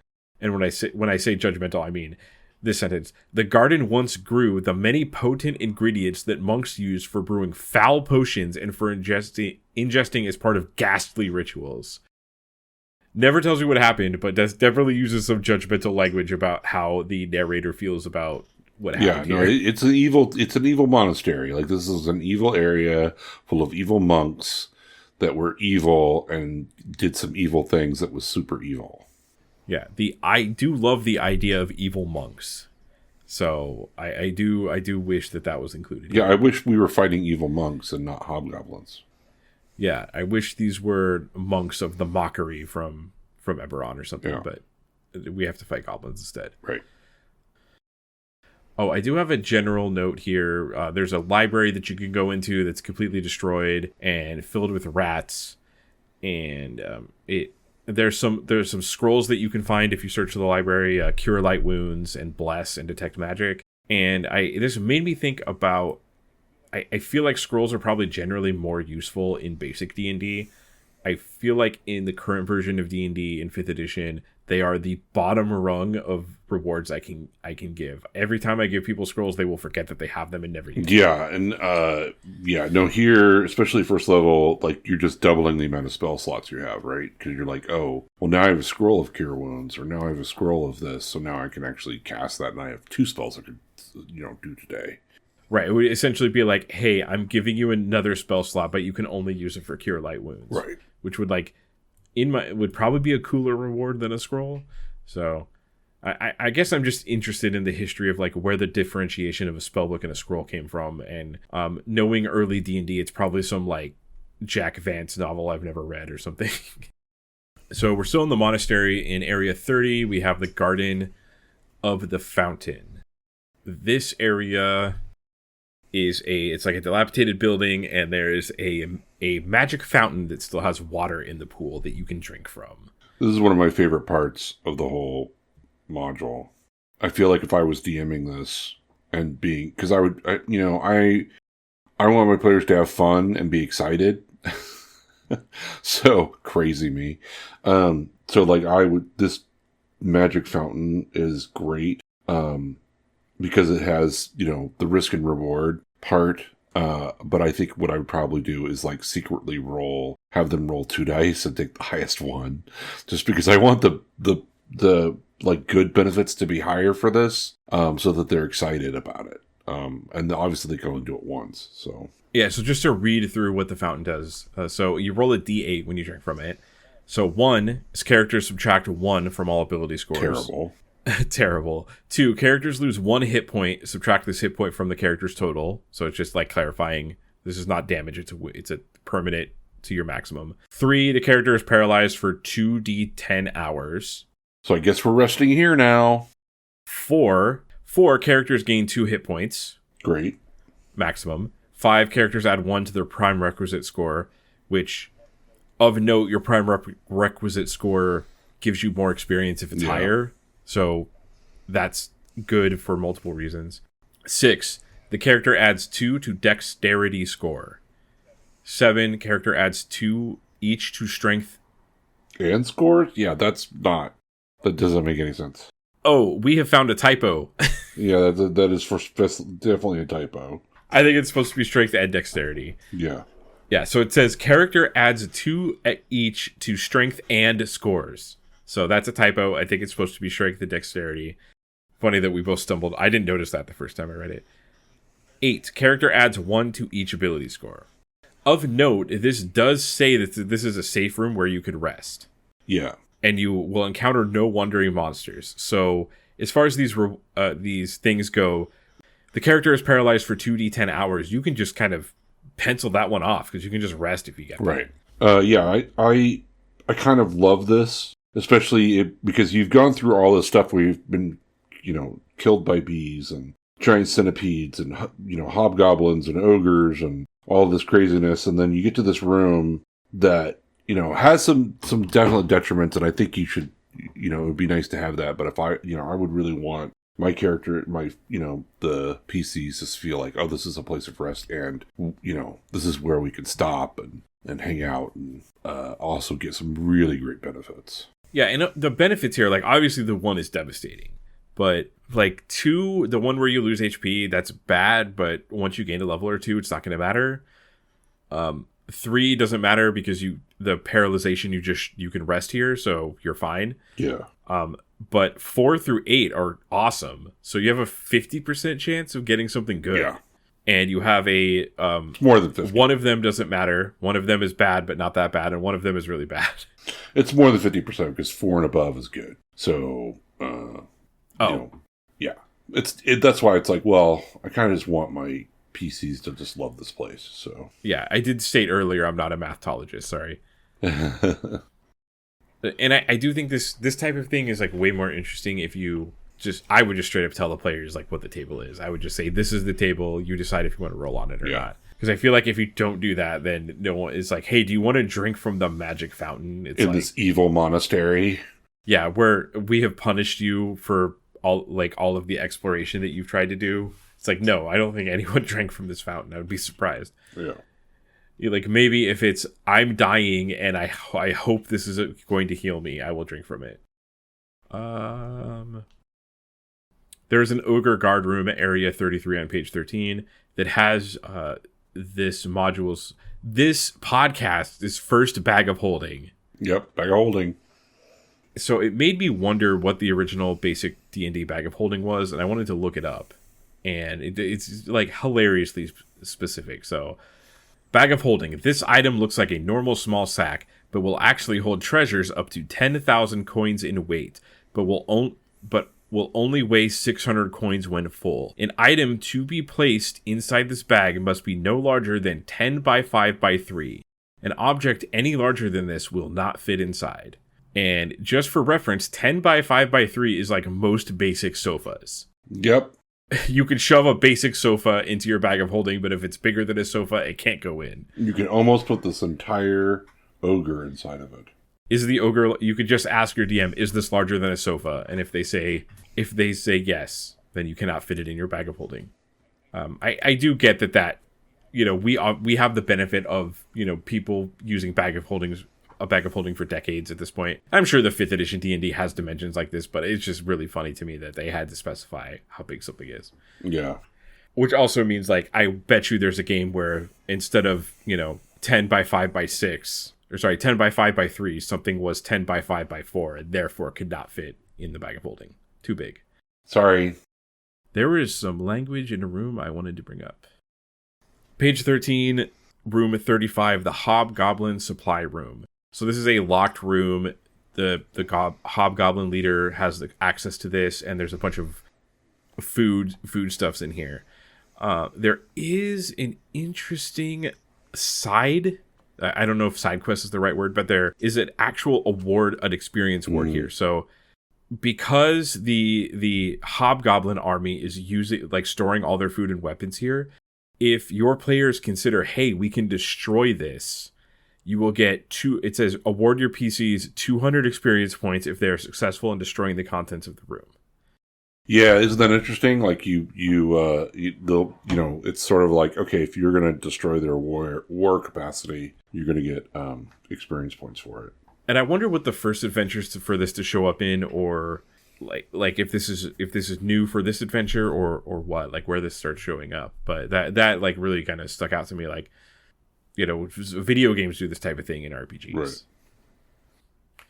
Right. It also says at the end, it's important to not give your party any suggestion to do so. Even a question like, what are you going to do with this stuff, might be too suggestive. Yeah, I thought that was interesting that it's like, well, we don't give them any hints or anything, but I want to give them hints. So I think I'll probably just give them some hints. I do want to go back to the prison of the Neanderthals, because if you've been playing along, if you do free those Neanderthals, which is in room 34, that does start to help you. So you can also get, if you've been able to like meander your way through the Neanderthals, that's another ally you can get, which is nice. So I actually don't have any notes on this room. Do you want to talk about like what is going on with this room? There's 4 male Neanderthals, and they've been captured by the hobgoblins, and if you can somehow communicate with them and free them from they're basically slaves of the ogre, they will, at that point, the Neanderthals will basically be your friends. Like, if you free them and let them go, they'll tell the other Neanderthals, and then the Neanderthals will be your friend. So if you go outside, or whatever it is, or you meet some other Neanderthals, they're going to be your friend from that point on, which I think is a nice little piece to add to this. If you're playing nice in this dungeon, you can get some Neanderthals to help you out. Yeah, and it fits in the theme of D&D. Like, hey, the thing that helps you is like, I guess the roots of civilization. Yeah. like Neanderthal, maybe. So room 37, area, I guess here would be a room. Room 37, the Ancient Pagan Altar, which is another really good room name. So this has a statue of the god, the deity we're talking about, with gems in the eye sockets that at this point they've already been stolen by adventurers at some point. And it gives language that is kind of upsetting to me, only because it makes me want to know more about what the hell actually happened here. It says, the bloody cult of monks who once inhabited this monastery used the pit here for human sacrifice. Yep. So they were sacrificing humans, I guess, to the deity of the pagans. Yeah, we don't really know, but they were definitely sacrificing them. Please, Mr. Niles, please give me more information about this human sacrifice.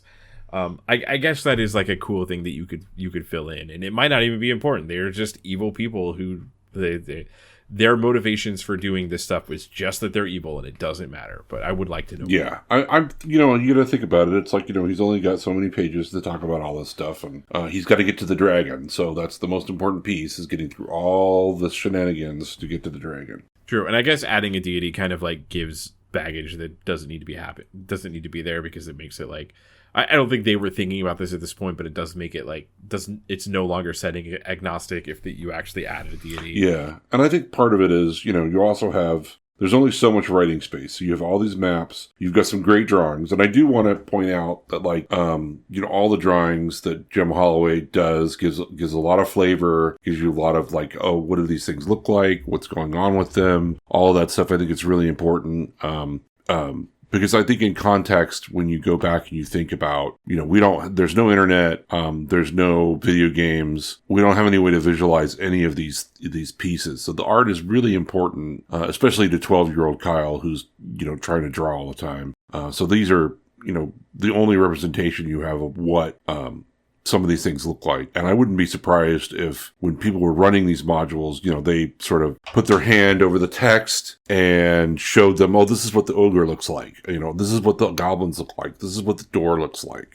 Just so that they would have some kind of visual representation of what these things look like. Yeah, it adds the art definitely is like, the art in these a big part of the secret sauce that made early D&D so magical to me. Yeah, but at the same time, they're taking up valuable real estate of where you could be explaining why there's a pagan god and who that pagan god is and what they're about.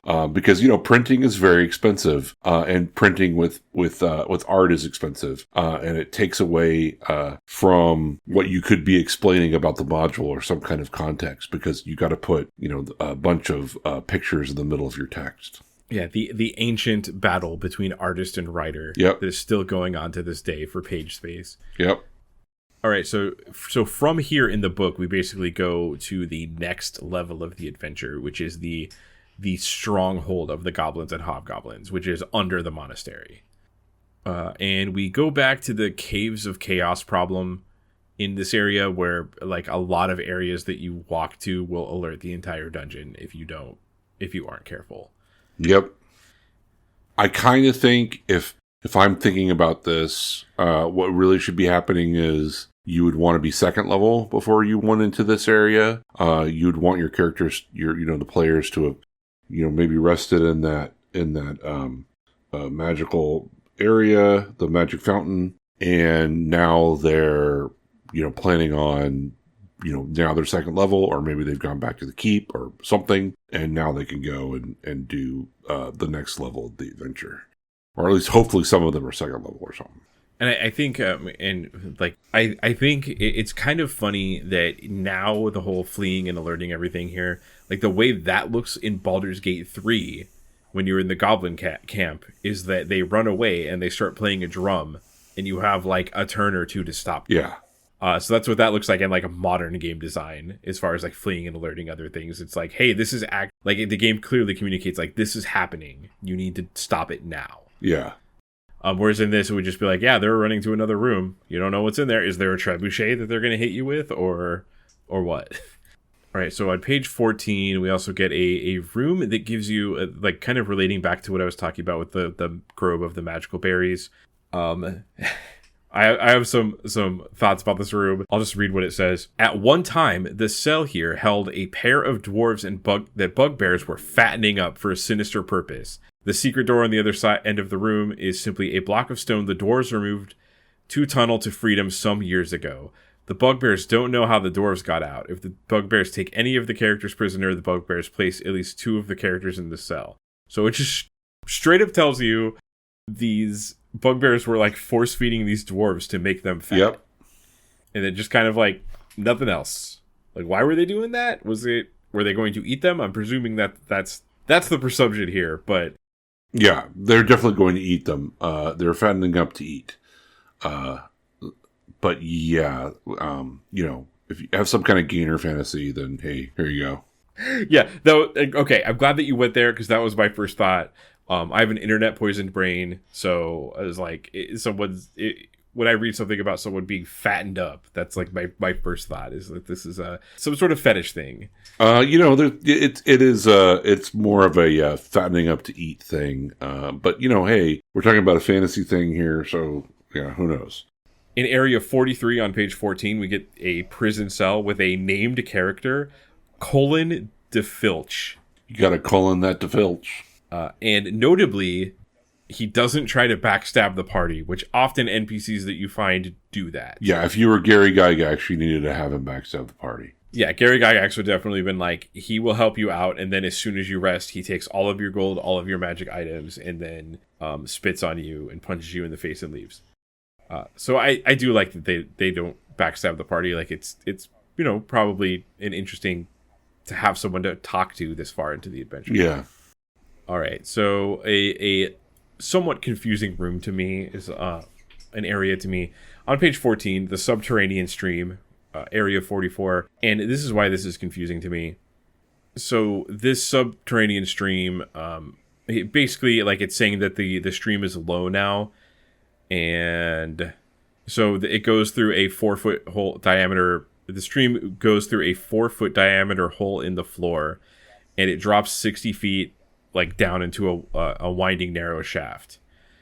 If any characters are foolish enough to drop into this shaft, roll 3d6 to see how much damage they take Before they enter the flooded chamber, if they're still alive, they certainly drown. So you roll how much damage they're going to take to tell them how much they're going to take, and then they just die anyways. Yeah. So they could basically feel like they did a really bad thing. You take 3d6 damage. Okay, so you get through there. Okay, you're not dead. Okay, cool. So you get through here, and then you drown. Yeah, so I don't know if that was if that's a joke, or if we just, at this point, really want to make mechanics for rolling dice, and they were excited to do so. But I just thought it was funny that you roll for damage that kills you anyways, no matter what. It's like, what's the point? Well, maybe like you have a high-level wizard going through this, and he can cast fly, and he flies himself out. I don't know. True. It also says they certainly drowned there, so I guess maybe like a different word would have been better there, because there seems to be like ways you could get out of that. I don't know. Spider climb, fly. Right. If they were high enough level, they would have spells to get themselves out. So I guess he's trying not to say that they can't, but if they're at a low level, they're probably just dead. So on page 19 for area 48, the cleric's chamber, we meet Moray Vako, who is a human cleric who, some more judgmental language here. This human cleric is a degenerate and filthy individual of thoroughly chaotic alignment. All right, let's go. So, by the way, if anyone needs a intro for their dating profile online, I do recommend this line. You can just use, this person is a degenerate and filthy individual of thoroughly chaotic alignment. That's a very good. Thoroughly chaotic. It's just funny. Like, I'm sorry, like the narrator telling you that someone is degenerate and filthy is very funny to me. Yeah, it's not great. And they're so bad they look like a goblin. And it's funny because these modules are usually written in a very neutral tone of like, this is the story, this is what the universe is. It's supposed to, like, what it feels like what they want for these modules is like a camera that's panning around and telling you what it is, but then the camera's like, this person is a degenerate. Right. Like, you want to play this person as a degenerate, filthy person. But rather than saying, like, you need to play this person as this, it's this person is this. This person is a terrible, terrible person, and you just need to, like, they're just terrible. Like, okay, well. And this paragraph is the most detail I think we get about, like, the cult or what happened here. Moray Vako is one of the last survivors of the black-hearted cult that founded the monastery centuries ago. Lacking human followers, he has gathered a congregation of evil monsters. He provides the monsters spiritual guidance and moral leadership, and they provide him protection, food, and occasional prisoner to be sacrificed to Moray's iniquitous deity. So that's basically the background of what's happening here. Is this 100-year-old person is essentially like using all of his human followers are dead, so he's using these monsters and like kind of leading them. Well, I don't know if you have to do that in basic D&D because they're already evil, but like giving them spiritual guidance and leadership, even though. So that's like basically that paragraph is like the story of this module essentially. Yeah, that's how you know what's going on. This dude invited all these goblins hobgoblins and ogres and whatever to help them to, just be more evil. But, because this god is evil, so he's got to be super evil. So modules now in adventures, by the way, I'm gonna like use the word adventure and module like interchangeably. But now they give you that up front. Do you think that's better? Yes. Yeah, I do too. I think it's, and from a perspective of there's many adventures that I own that a bunch of Dungeon Crawl Classic ones, mostly because I went on when the New Year sales happened, I went on a buying spree of Dungeon Crawl Classic stuff, and I haven't read them all. But I will occasionally open them and be like, what is this about? And then just read the 3-paragraph background. Yeah, like, that's kind of what you need. You need, like, what is this dungeon about? What is it, what has happened? But, it's 1983. I don't know if this is the first module he's written. He's only got so much space to write all of it. So, he's probably going like, well, Keep of the Borderlands was like this, and I don't really want to be like that. I want to be something a little bit different. So it's sort of, like I said, like it's version 2. Yeah, and I agree. And there's no way you're not going to open this book and be like, well, I know that I should go to page 19 in room 48, the cleric's chamber. This random paragraph will tell me what's happening in this adventure. Yeah. Like, it fully expects you to obviously read the entire thing, but it would be nice to have the background up in the front. If you forget, or just be like, hey, what's this? In the game store, you're like, ooh, horror on the hill. This looks cool. What's this about? Let me read the background. It's not what you expect. You think there's going to be a horror, but the horror is the monastery. And this guy's really leading the horror, even though he's not. There's no real horror here. And he's a degenerate, filthy, awful person. So there's a pretty interesting encounter on page 20 in room 49, the metal forging shop. So there's four huge furnace fires here, and there's 8 hobgoblins and a bugbear and another named character named Gareth Ironhand. Poor old Gareth. Who is a dwarf, and he is essentially being used by the bugbear. He is a prisoner who is like chained up and is being forced into making things for them, blacksmithing things for them. And if you enter this room and you fight the bugbear and the hobgoblins, Gareth will essentially like join your side and fight with you using his smithing hammer. Yeah, he'll start to basically kick the shit out of things. And like I said, he's a 2-hit die monster or 2-hit die thing. So, that's why I think you're probably second level when you get here. You're probably the same level he is. And it does note he will join you for the rest of the entire adventure. So he doesn't. A lot of times NPCs in these adventures will just be like, "Hey, I'm going to join you until we're at a safe place, and then I'm going to leave." But this guy will join you the entire time. Yeah. So you want to save him, even though maybe who knows? You got players that just want to murder everybody, so maybe they murder him too.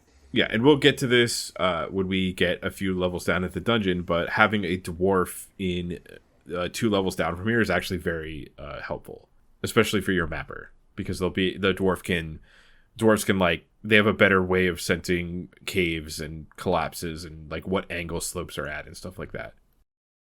So we have on page 20, there's room 51, the Goblin Arena, which has a pretty interesting encounter here. Do you want to talk about that, Kyle? Yeah, so there's 2 wolves here, and they're guarding 4 bodies. They're hungry, the wolves, not the bodies. The bodies are dead. The bodies are actually some former adventurers who all died, and the dogs are still guarding them. So you can befriend the dogs, which is pretty cool. I mean, who doesn't love a dog?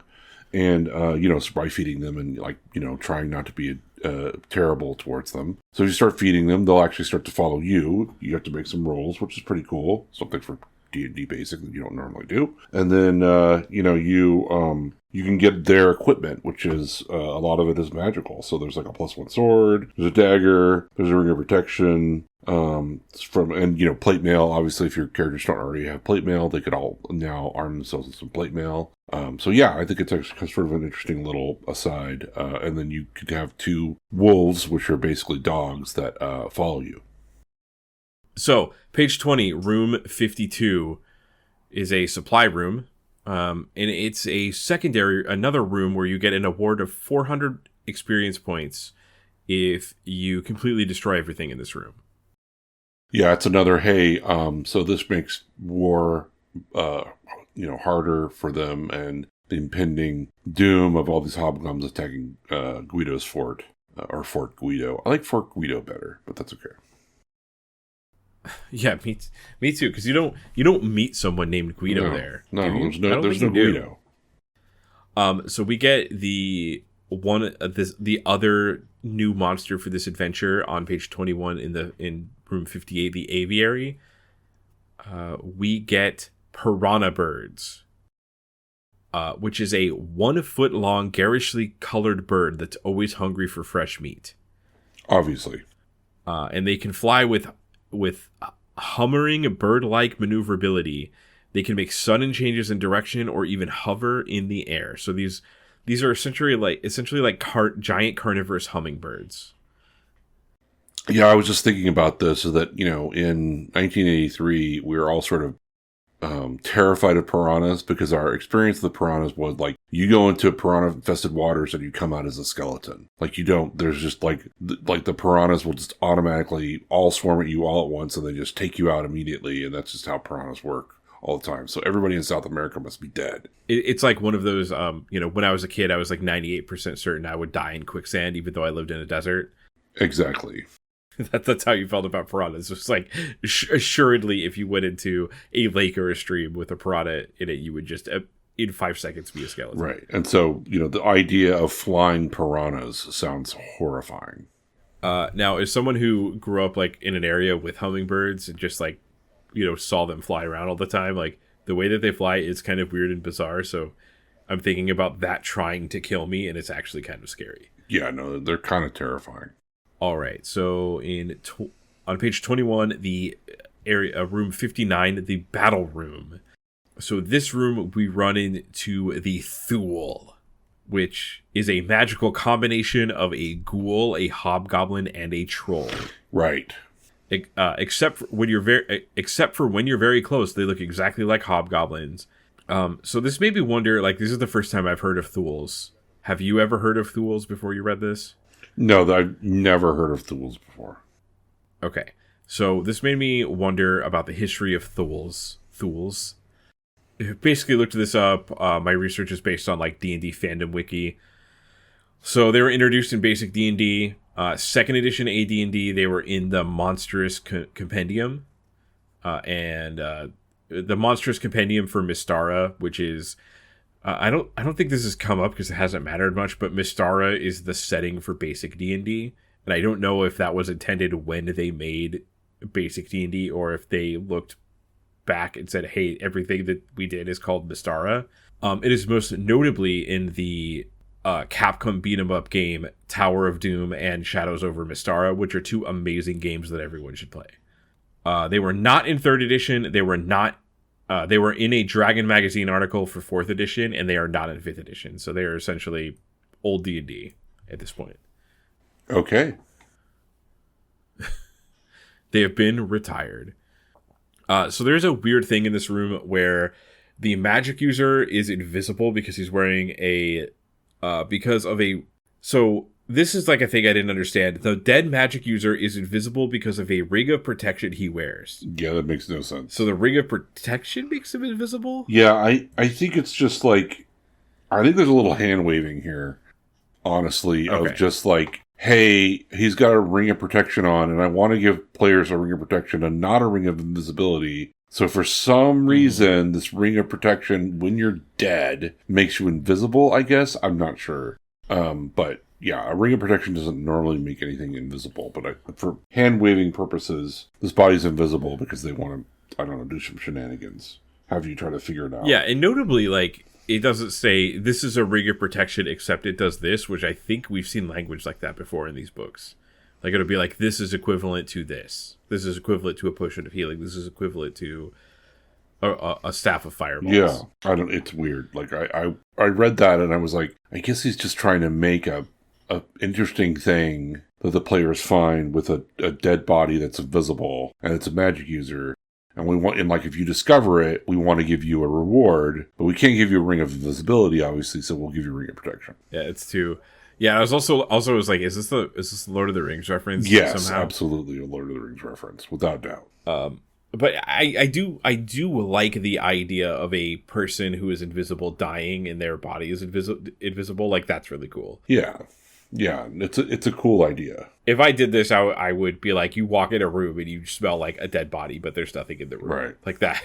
That would be fun. I might actually steal that for something. Okay, so maybe the weirdest part, page 22, area 62, the trapdoor. Maybe the weirdest part of this adventure, there is a trapdoor that you run into that just, like, it doesn't seem like there's anything that you could do about it, and it just drops you to the next level of the dungeon, and the only way to go out is to go, like, through another level of the dungeon and fight a dragon. Yep. That's it. That is the case. This is I think it's interesting. I think, idea-wise, I think it's a really neat idea. That, like, okay, well, you've all reached this point, but, there's a way that you could just bypass a lot of what's going on here and just get right to this room. And then, yeah, like, you haven't really done... And you're not doing the hobgoblins anymore. You're kind of not doing the hobgoblins anymore.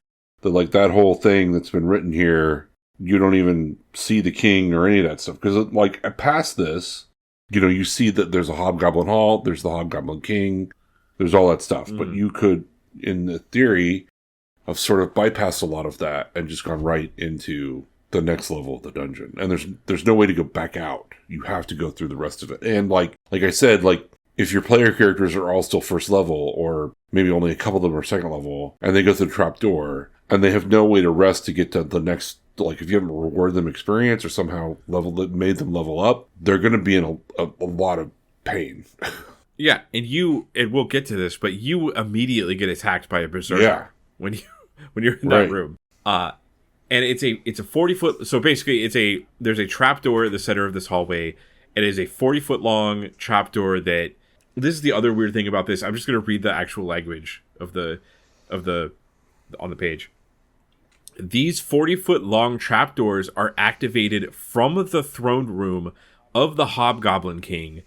The doors do not open as long as someone is seated on the throne, as is the case the first time the characters come down this hall. So, first time you come down this hall, good. I'm assuming they want you to go to the Goblin King and kill him, and then come back and fall into it. But it's so weird. It's very strange. I mean, there's also a piece of they could go and kill the Hobgoblin King, not understand what all this is about, and just go okay, cool, we've done the module, we're done. Yeah, and you miss 2 additional levels of the adventure. Which, I think that's part of what they want. They want it to be kind of unique for everybody. Yeah. And, again, this is early dungeon design. This is early module design. This is early sort of somebody else who's not Gary Gygax writing a module for beginning level characters and having a certain thought about it, I guess. Yeah, so this adventure just changes. This adventure just changes if you go down this trapdoor. Yeah. Because you are now in a subterranean level. You can't get out. You can't see. There's berserkers attacking you. And we'll get to it when we get to the actual final fight of this. So it's just it's very strange. I feel like people that read this, I'd be very curious to hear from players who have played this and remember what they remember about this trapdoor, because I don't know if people are going to love this or hate this. I might actually be a little annoyed by this if this happened to me as a player. Yeah, I mean, kind of depending on what happened. If I had met the Goblin King, I almost, if I'd, finished the Goblin King or finished whatever was going on here. I mean, in theory, if you've messed up a lot of their supply rooms and things like that, you've definitely set the Hobgoblins back. That whole sort of plot that's going on between the Hobgoblins and this priest and the top level of the dungeon, that, and then they're going to go after Guido's fort. That whole piece, you might have set them back quite a bit, even though everything's supposed to repopulate after 3 days. But, in theory, from sort of a higher level of looking at the plot, you may have really set the Hobgoblins back before you enter the trapdoor. But once you get in the trapdoor, it's a whole different adventure. Right, and if you kill let's say you kill the cleric that's directing them, and you kill their blacksmith, they have no it doesn't. The text of the document doesn't actually tell you this, but they should have no way of replenishing. Yeah. That. So I guess the DM is going to make that decision of if that changes the way the adventure goes. And obviously, if you go into the Hobgoblin King and you slay him, none of that's going to happen, and the fort is okay. But certainly, if you haven't done that, you've messed around with the supplies, you've taken his blacksmith away. They can't do anything after that. On page 23 in room 66, we have the Hall of the Hobgoblin King, which notably is a room of 6 hobgoblins, 2 hobgoblin bodyguards, and the HD5 Hobgoblin King, who is sitting on the throne, which is linked to the trapdoor we just talked about for some reason. And it describes, it says, apparently some kind of party is going on because the atmosphere in this room is festive. Yay! And I cannot unassociate the word festive from Christmas, so Christmas is happening in this room. But this room is not, I mean, other than the festive party atmosphere, I'm sure you can get into, it talks about, there's a fire burning and people drawing alcohol from kegs and stuff. You could get super into that, but it's not really much going on in this room. Other than a spear of +1 and a ring of fire resistance if you kill everything. Which also, the ring of fire resistance might become useful for a breath weapon later.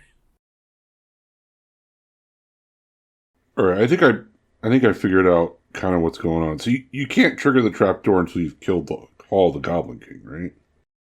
Yes, or he's Right. or he's off the throne for some Which he reason. will be when you're fighting him, I guess.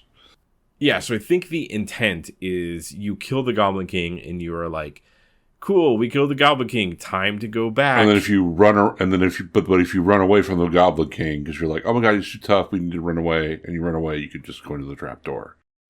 Yes, you fall into the trapdoor as they're chasing you. And actually, so this is... I just want to take a quick look. 62. I'm going to look at the map and see if it's actually possible to get out without going over the trapdoor. I'm looking at it, and it seems like it's pretty long. It's 4 squares. Yeah. Yeah, it's 40 feet long, right? So I don't know how you don't... I'm not sure how you do that. Yeah, and it's got 4 squares right there. So you're coming in, and it's there. You'll go to wherever that area is, and it doesn't trigger until it's off there. He's off of the thing. So, just looking at the map here, when you go to the Goblin King, the Hall of the Goblin King, room 66, is once you kill the Goblin King, it will activate the trapdoor. Unless you, I guess, somehow know that that's going to happen and you put weights on it or something. There's no way that you would know that. Once you activate it, when you go back out of the dungeon, you will go into the trapdoor, and there is essentially no way out of the dungeon without going over the trapdoor, which is 40 feet long, so you're going to run into it. It kind of is just, it's just like forces you into the next level of the dungeon, usually. There seems to be not much of a way around it. So how do you feel about that, like, I guess... this is like a little bit of a loaded terms, but I'm just going to use it. Railroad. How do you feel about that railroad into the next part of the dungeon? I mean, what I hate about it is, on some level, I think it's kind of interesting and clever, and it's a nice little twist, right? Like, it's fun to have that twist. Oh, you thought you were going back. You thought you succeeded at everything. Now you got a whole thing you got to do now, and figure out. At the same time, yeah, it's, I don't know, it's a little on the, you probably haven't rested. There's probably some people that have died. There's probably some people that have been, like, really messed up. And then all of a sudden you're like, well, how do I get out of this? And you're going to spend a lot of time trying to figure out that. It could also be that some of the people that fell died in the fall. Because, yeah, so you could have died from that. So that sort of sucks. It seems like almost like, okay, well, there should be something in here that says, like, hey, maybe you should rest before you try to leave the Hobgoblin lair. Right, or look, the Hobgoblin has like 20 healing potions. Yeah. Yeah, so this becomes, it kind of is a whole different dungeon that's not really thematically the same. Nope.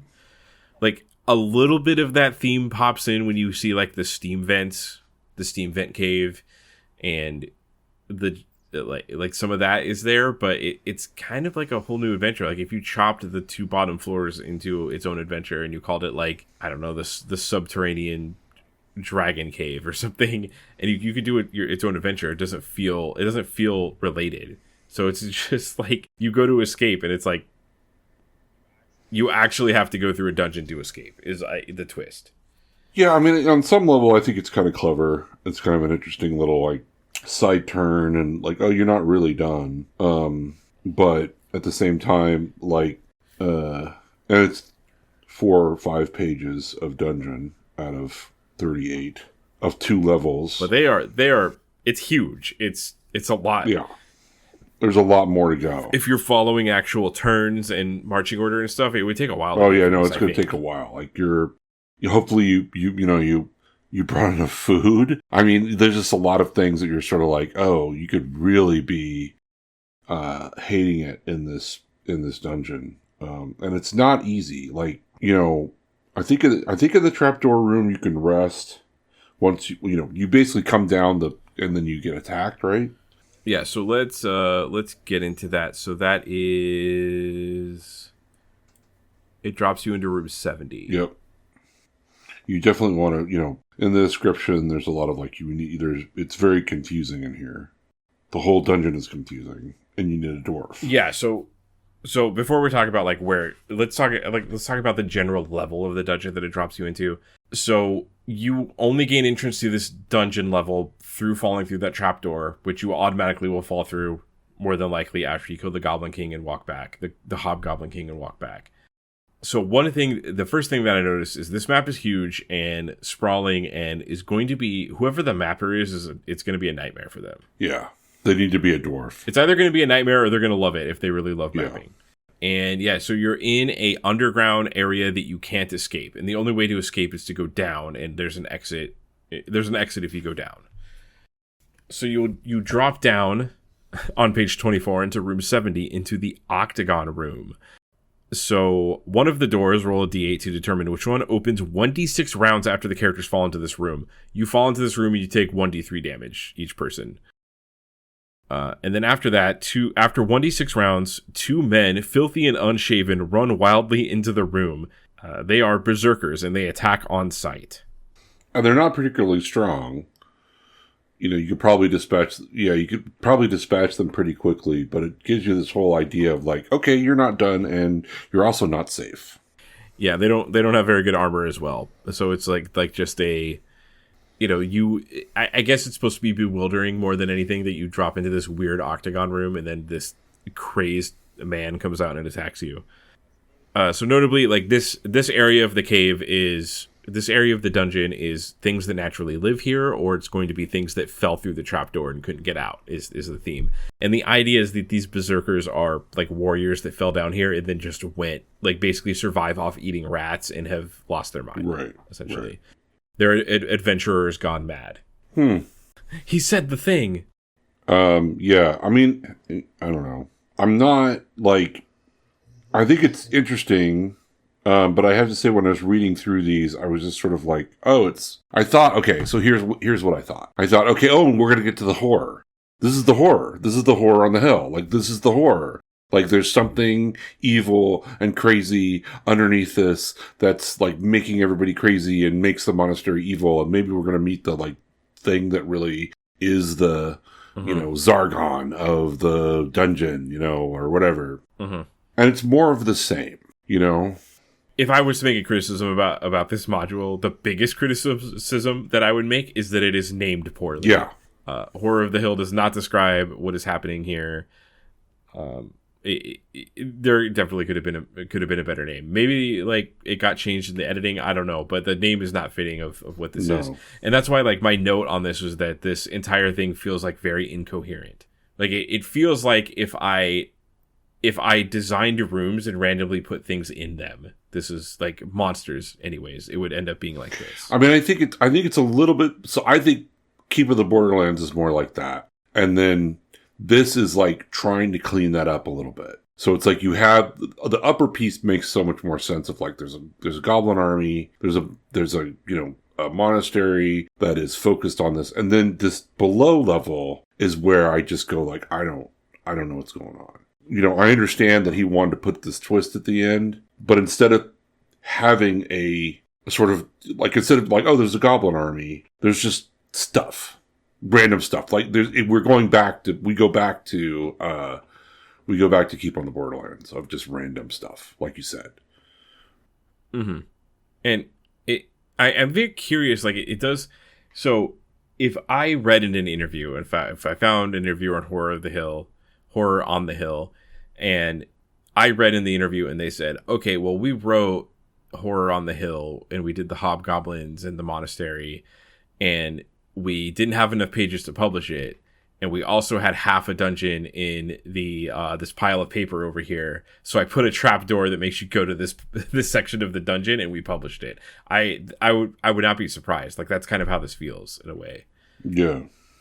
So I guess like we'll never really know what the authorial, what the author intended with the trap door, if it was supposed to be like a twist, or maybe they wanted to add more pages to this and they added a second dungeon to it. And obviously I think the horror on the hill is supposed to actually be the dragon that we get to eventually, but yeah, I definitely agree with you. this is my least favorite part of the entire module is this. Yeah, it definitely feels very tacked on, where it could have been amazing. Like, it's Prometheus, but basically, like, it's just like, oh, this could have been really amazing. You had this really great opportunity to sort of like, make horror on the hill, but you didn't. You just like, okay, here's more bugbears. So I don't know if you've heard of the concept of a rant trigger, which is like a trigger where if someone mentions it, you will rant at them for at least 10 minutes. The movie Prometheus is Kyle's rant trigger. Yeah, I will rant about that movie for a long time, so don't get me started. Yeah, and it's weird because you go into this underground area, and it's just like, if this was written to where you fall into this like other world, like kind of like how the Underdark is depicted in Baldur's Gate 3, where it's like, there's this weird fungus down here, and all this, sentient mushroom people, and I don't know. I guess what I'm saying is like, it would have been nice if what you fell into was like a splash of color instead of gray and brown. The same thing that you've been trudging through, So you like have this opportunity. That's why it's so disappointing. The best thing to me, I mean, we can go. Obviously, I'm sure you have notes. There's only one thing that I actually really care about in this next couple of pages, but yeah, we can go. Yeah, there's only two things I want to talk about, so go ahead. What do you want to... The gelatinous cube is probably, I think, is amusing. They're like, oh, it cleans up the dungeon. Like, it's the gelatinous cube of cleaning, which I think is great. Like, that's a fun concept that it's, and it's in 79, it's the gelatinous janitor who goes around cleaning everything up and making sure everything's, like, clean in this dungeon, which I think is exactly what a gelatinous cube should be doing. Yeah, and I noticed that's also used in 5th edition in Lost Mines of Foundelver. There's a gelatinous cube that has the same premise as they, like, clean the dungeon. It's like when you have you have an aquarium and you have to have an algae eater in it, it's kind of like that for a dungeon. So that's a great idea. Great. There is a mechanic I wanted to talk about that is so obtuse that I wonder if anyone actually did it. It is in room 73, the Chamber of the Man-Eaters. I don't have a page number, but it's room 73, Chamber of the Man-Eaters. That's 25. Page 25. So essentially, there's just a bunch of stuff in here, but I do want to read this specific sword because it sounds okay. So there's a battered, corroded sword that is actually a short sword +2. The sword is not recognizable as a magic weapon unless considerable time is spent scraping the corrosion off the blade. However, it functions with its +2 bonus when it's cleared or not. So the DM is supposed to remember that and do that for you if you pick it up? Yeah. I guess if circumstances are that someone has to use that short sword, they suddenly discover that it's +2. Yeah, that's interesting. I think 98% of the time people are just going to walk by that. Yeah.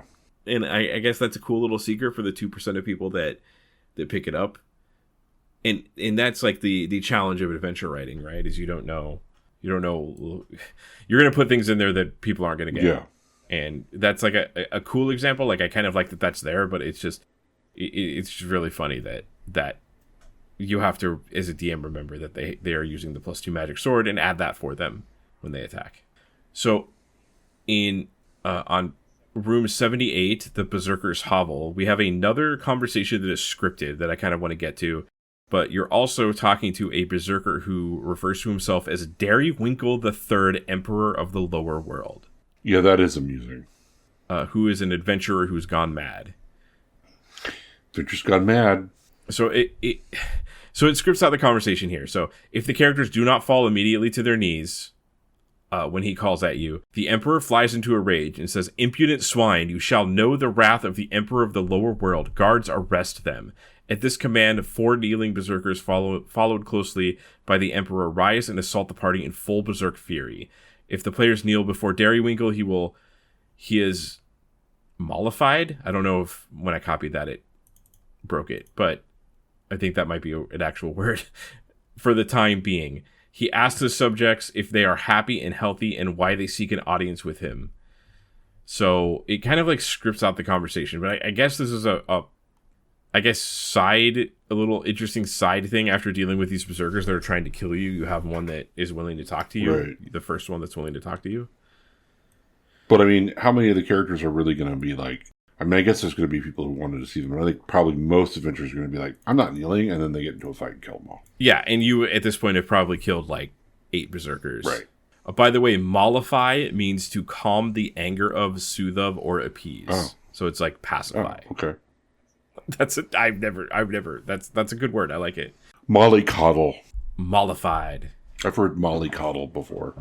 Okay, so I don't really have anything. We can go to Dungeon Broom level 3. Yeah, it's unfortunate, but yeah, there's not much in here. The gelatinous cube is cool. I think the little berserker thing is cool. Yeah, all that stuff. But now we're going into Kobold, which is also, I think, funny. Kobold. Yeah, so before we go there's the other new monster in this adventure, which is the lava lizard. Whenever it is struck by a non-magical metal weapon, the owning character must save versus magic spell wands, or the weapon melts. Super. So pretty punishing. The language there's interesting. The owning character. I wonder if we keep using the word owning for referring to who is doing the attack. So the only way out is to go down to level 3. And on level 3, there's a bunch. We have a lot of kobolds here. A lot of kobolds. And getting around kobolds, which is it's interesting. You would think like modern adventurers would do the kobolds first, because those are, Yeah, I think the whole thing is that like kobolds in D&D, basic D&D, are supposed to be sort of like, I think I've mentioned this before. When I first read as a kid the D&D basic book, I was like terrified of kobolds. But kobolds are actually, as we know, are like nothing. But they're supposed to be sort of custodians of dragons. So I think, but he doesn't really mention that. He just has a bunch of kobolds. So the idea is that like the kobolds should be foreshadowing that there's a dragon, right? I think that's what he's trying to do, but he never really says that. Right, and there's also a rumor that there is a dragon. It's one of the true rumors. Right. And also kobolds. If you're familiar with kobolds from like D&D 5th edition, I think starting in 3.5, in basic D&D, kobolds are like dog people. And like little dog gremlin guys, and they switched it around 3.5 to be more lizard. No, actually, they're lizard-like in the D&D basic set. Oh, interesting. So the picture that I think it's Errol Otis or one of the original artists. The first picture of in the D&D basic set is a lizard-like looking person. So it's even before that, but they were considered to be like sort of lizardy people. So if you look at the basic set, the picture that they have for kobolds are like a lizard looking person. Yeah, that makes sense. Ever since then, they've always they seem to always be like specifically tying them to dragons in newer stuff. Yeah, so speaking of kobolds, there's the Bridges of Death, room 87. So there's like 3 separate bridges that you have to get across, and any and this is like underground. It's a large chamber. It's 300 feet deep in the crevasse. So there's 3 bridges going over it, and essentially kobolds are attacking you as you go over it, which are like they're half HD creature and they have AC 7, so they're super easy to hit. They would be super easy to kill. However, any character or kobold who is wounded while on the crossing the bridge, you must check against dexterity. So you roll your dexterity d20 and see if you get less than your dexterity. If the check fails, the individual is knocked off balance and falls into the chasm. Yay! So if you go across this bridge and you get hit by a crappy half hit die creature, which like presumably it's going to be way hard for them to hit you, but they could roll a 19 or a 20, you roll under your dex and you just straight up die. You're going to fall 300 feet. So I guess some characters can deal with that if you have fly or something. But still, man, that like going through this and then just falling off this bridge, man, that would suck. Would be terrible. So I just have a note of like, why is D&D so obsessed? Like, why is basic D&D so obsessed with instant kill traps? It just is just how it was.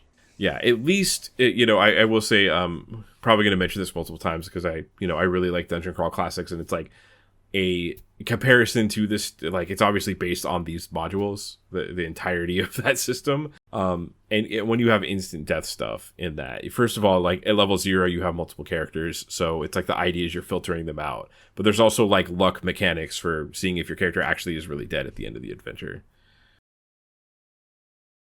Okay, so the only thing I really want to talk about other than the dragon is there's 2 rooms here.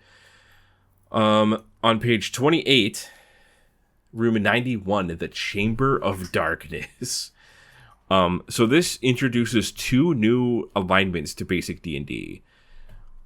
Very evil and very good. Yeah. The first sentence. Many years ago, a very evil cleric met an untimely end in this cavern because he was slain by a very good cleric. A strange magical phenomenon took place. A black force of the evil cleric's soul took possession of the cavern, causing total darkness. So, 2 new alignments have just been discovered. Very good and very evil. That's it, though. This is another... so, like, I think... First of all, the invisible guy that you looted might be, like, a tutorial for looting things that you can't see here, because that also happens here. But also, this is another environmental storytelling thing that there's absolutely no way your players can find out what is happening here. Right. Like, you can't explain to them that, oh, by the way, there was an evil cleric and a good cleric, and they fought, and so now, because of how evil it was, it's now dark. All right, so this kind of struck me, page 28, room 99, the Old Warrior's Cavern. It is obvious this room has been inhabited presumably by the old warrior whose skeleton, still clad in plate mail armor, rests on the room's lone chair. A mighty sword lies by the warrior's side. Also visible are a wooden table and a straw pallet bed. So this is like the type of environmental storytelling I've been talking about that like video games would... Like, I guess video games were also happening at this time that maybe use this a little bit, but like a way later on, this is like the perfect environmental storytelling room that a video game would do. Like, you can open the door and in 2 seconds tell what happened in this room. And this is like what I like. This is good. I wish the things that the players would never know did this type of thing. So it's like he was definitely there with this idea of environmental storytelling. Like this is a perfect example of it, and I would have loved to see more of that in this adventure. All right, so we are now on page 29, room 101, the Lair of the Red Dragon, which I think is the horror on the hill. I guess. At this point. So what do you think about... This is like a really unexpected, I guess, dragon encounter for me. What did you think about it? Yeah, it just seems random. Like, why is there a red dragon here? Like, why is it inhabiting here? And you're like, what? Okay. So, and then you fight a red dragon, which is hard. This is the boss. Yeah, there is a chamber, a huge chamber here with a red dragon, and notably the dragon, so there's a 10% chance that he's asleep. So you can actually just 10% chance that you could walk by him, which is like pretty interesting, I guess. So... Where is it? There's a thing about the dragon, like, straight up talking to you. Oh, here it is. When the crafty serpent first becomes aware of the PCs, it does not immediately bake them with its fiery breath. Rather, it uses its ventriloquism spell to create a sound of great roaring and bellowing behind the party. When it is convinced that all the party members are in the room, it chuckles deeply before greeting them with the utmost politeness. It enjoys conversational banter, and since it surely doesn't feel threatened by the presence of a band of mere humans, it may spend 2 to 6 turns chit-chatting with the PCs. It gives you a specific time limit on how long it talks, which is kind of silly, and probably everyone ignored, because that would be really hard to track. Yeah. But I do like it. I do like that the dragon talks to you. So, do you have anything to say about, like, any... specific notes on this, because I do want to talk about subduing dragons, which is crazy to me and completely new. I didn't know about this until I read this. I read this and I did not know anything about that either. I think that's what's crazy about it. It's like, oh, you could subdue this dragon. Yeah. Okay. So this is the text that made me crazy. Like, this is the text that I stopped and I was like, what?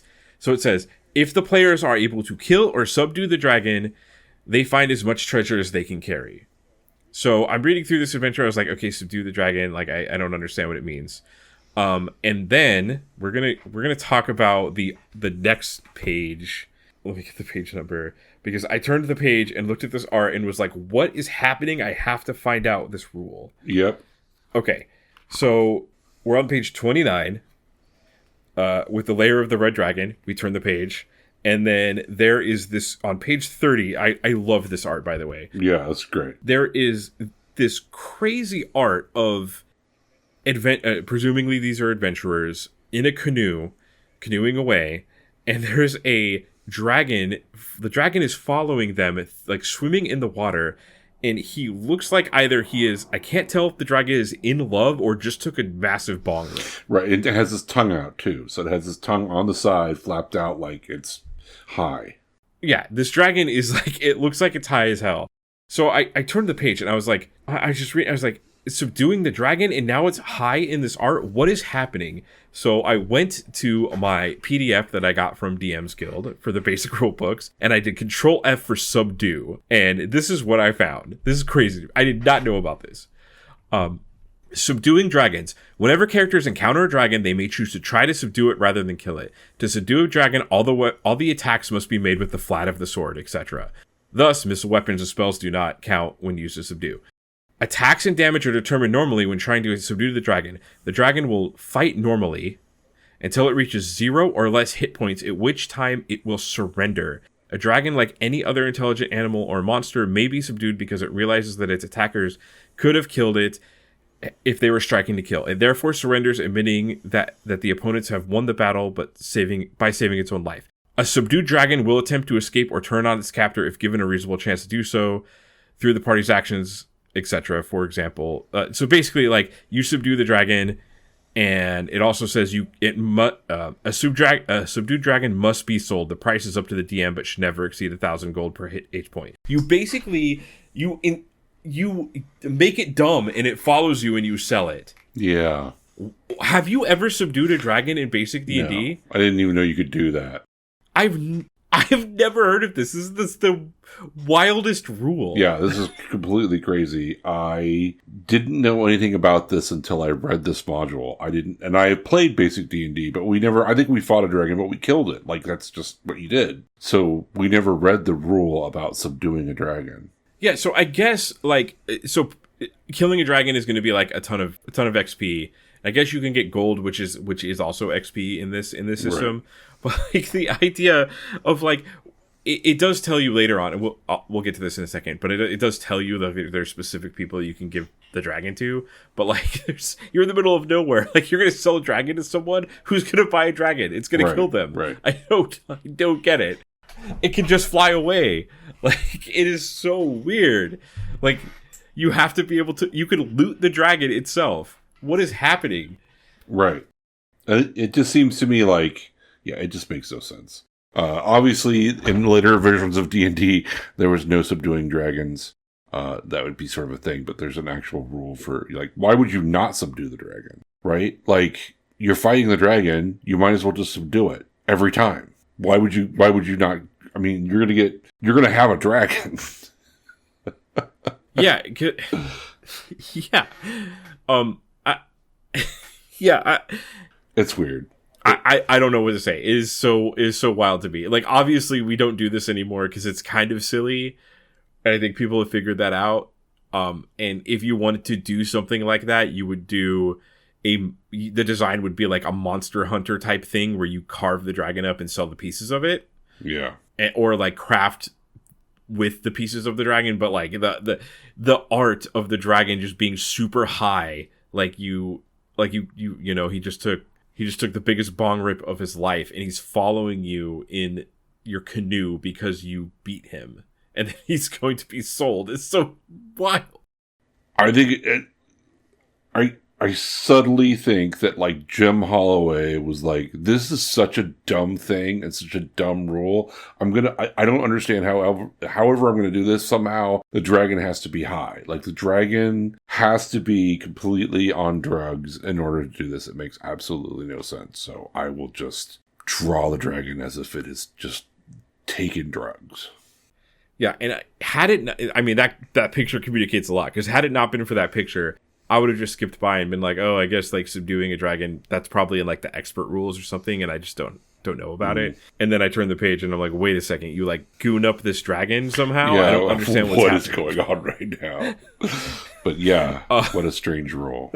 Oh my god. So and then tying up the loose ends, it just, the next page, tying up the loose ends, it just tells you the dragon's too large to fit into a boat. And then it tells you who you can sell the dragon to. It reminds you of the promise that you could have made with the sisters, and they essentially like teleport and say like, hey, time to give me your best magic item, or a dragon, because that's what you promised. Yeah, or the dragon. They will take the dragon from you as well if you subdued it, which you obviously did. If you knew that that's something that you could do. Right. Also, when you subdue a dragon, it can't like fly you across the river. Yeah, no. That's the other thing that's so silly about that, because dragons can fly. So like a dragon swimming is just weird. Like, why is it swimming when it could just fly over? Why is it? It's a mile. It's like the width of the river is a mile, which I would not be that long for a dragon to fly. No. I'm assuming. No.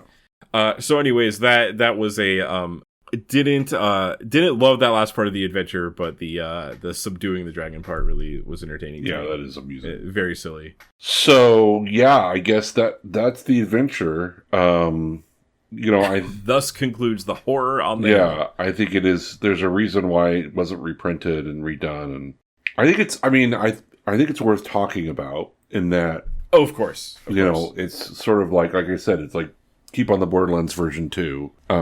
We're trying to make it a little bit more interesting and better. And, I kind of think maybe this is like, obviously it's 83. It's one of the first modules that's written for basic. It's got obviously a lot of problems, but less problems than Keep on the Borderlands, in my opinion. Yeah, I do think it's as much as I didn't like the last portion of it, I think the entire module is more playable than the Caves of Chaos part of Keep on the Borderlands. I will say the fort part of Keep on the Borderlands is better. Yeah. Than the fort part of this. Yeah. But there was a different reason that existed, because it was the tutorial level. I'll keep going back to that, but they like taught people how to play. Yeah. I think that it's like, I mean, I also want to say I wouldn't run any of these modules. Like I wouldn't run, if I was running basic set, I wouldn't run any of these things. I would bust out something from Dungeon Crawl Classics. Like I wouldn't bust this stuff out to actually play. Like, but I think it's interesting to take a look at it and see how, like, okay, well, this is sort of the next iteration of these like sort of basic, dungeon crawls that TSR was putting out. And I think it's better. I think it's better than what was in Borderlands in terms of the dungeon, which is like the part you really in some ways care about. It's a better design, but then it's sort of like it starts out okay, it has a lot of problems, and then at the end it just sort of like it implodes with a dragon swimming across a river for some reason. So it's like, okay, well, that's okay. It almost feels rushed, like there's a lot of rushing to get something out and publish something as fast as possible, rather than think about like what's the best way to do this, Right. It just, it almost made me, I still feel like it could possibly be two dungeons that got linked together. It does lack cohesiveness, like throughout, like there's not, I wouldn't say there's like a really central like theme. Like there's multiple, and most of those themes are like themes of basic D&D. I do think there is false advertising in the name. I would be very disappointed if I was a 13-year-old kid in 1983 and I went to the store and I bought Horror on the Hill and I was like, oh my god, what's the Horror on the Hill? And then I went home and opened it and it's like killer bees and ants and then a dragon, like that would be a little disappointing to right me. This randomly reminded, I was going to mention this, but when I was doing research for the Thule, one of the things that was referenced is actually a forum post on a website I'd never heard of before called dragonsfoot.org. And this is it's still being used. It's still like decently popular. Like there's still people posting here, and this is like people that still play classic D&D and first edition D&D. Okay. And I was like, well, like this is interesting. Like, is this archived? And I looked, and there's still people posting here. There's still people making classes for this. Like I'm looking at, like I have it open right now. I'm looking at a custom class that someone has made. So there's like still people that are playing this. Like I know that there's still people that are playing this version of D&D. And it's like, that's awesome to me that this is, it stood the test of time. Like wouldn't be my choice, but no. I still love these modules, and it's great that it stood the test of time. And I love that there's people that are still playing it and still talking about it. I mean, it is really interesting. I mean, I think this module is like this next sort of iteration of like, okay, we got to get something else out the door other than the stuff that we have, and we want something for beginners. So that's why I almost think like, okay, so if someone's played Keep on the Borderlands because they have the basic set, now they like want to start again because maybe they have done their stuff. So, okay, we're going to play this one, and this wouldn't be too bad because like, okay, some of that beginning stuff you don't really need, and there's this like monastery, and there's like, oh, it's like an evil monastery. Okay, that's the horror. And then like, oh, okay, it's the dragon, I guess. But yeah, I think it's better as like, you've already been playing D&D, you want to start again, this is where we're starting. Yeah, so yeah, I wouldn't. Yeah, like I said, I don't think I would run many of these modules that we read, but like I think that all of this stuff, even like something like Horror of the Hill, who like doesn't have like new iterations. I don't think it's been reprinted in anything, or it doesn't have like a lot of these old ones have sequels and stuff. Yeah. Like I still think this is like important foundational work for not only Dungeons and Dragons, but for the rest of game design. Like a lot of modern game design is based on old based on old D&D. Yeah. Like this is important foundational work, even if I don't critically love it, and I don't think I would. If I was to review this adventure as if people to try to convince people to buy it or something, I don't know if my review for it would be that great. Yeah, but I think it's true of most of them. Even Lost City, even though I really love Lost City, like I think Lost City is a better thing here because of the cohesiveness in Lost City. But still, though, it's like I don't want people to run Lost City. Like maybe the Goodwin Games updated version is good, but yeah, no, I'm not gonna have people run this one especially, and Keep on the Borderlands. Yeah, I just think it's interesting to see how you could see these elements of where their story elements and places and stuff, like, well, maybe we could make this more. You can see the ideas starting to form of like, maybe we can make this more of have a whole story behind this, and then like, well, we're running out of time, so just tack on the dungeon at the end. Right. I mean, like it's just there could have been like a more cohesive arc to this adventure if there was a clarification on like what happened at the monastery, and that was like there was things for the monastery, like maybe something related to that at the fort, it's something related to that like everywhere else. And it could be like, yeah, the Horror on the Hill is this monastery where there's human sacrifice, and now like the rest of like everything around here is like affected by that. Yeah, and it feels like it just kind of missed that. It does. I mean, it's I think you could see where things are forming. They're like trying to get stuff out the door at TSR. I don't know if this is the first module that the author's written, but it's probably pretty close to it, and they're just trying to get something out the door so that people are buying more product, and that's a little bit of what this sort of feels like. Like it's not terrible, it's just not good. It's definitely like an attempt to have some element, something a little bit better, like a little bit more cohesive than Keep on the Borderlands. But you want to tell them, okay, no, this is great. No, keep trying. Right. And when I say it's not good as someone in 2024, it's someone who has seen all of the tools and all of the game design things that people have been doing since, what is it, 40 years? Right. Since this was published. But think about this, like this is 1983 and we have a gelatinous cube that's cleaning up the dungeon. Like that's an idea that then gets transported to, where we see this, maybe this was the genesis of that in the very first module, right? Where they use that. We have a room that you open the door and walk into, and from the 3 descriptive lines of text that you get, you instantly know the entire history of this room. Yeah. Like that's that's powerful. Like that. That's going to be a tool that is used. I can't.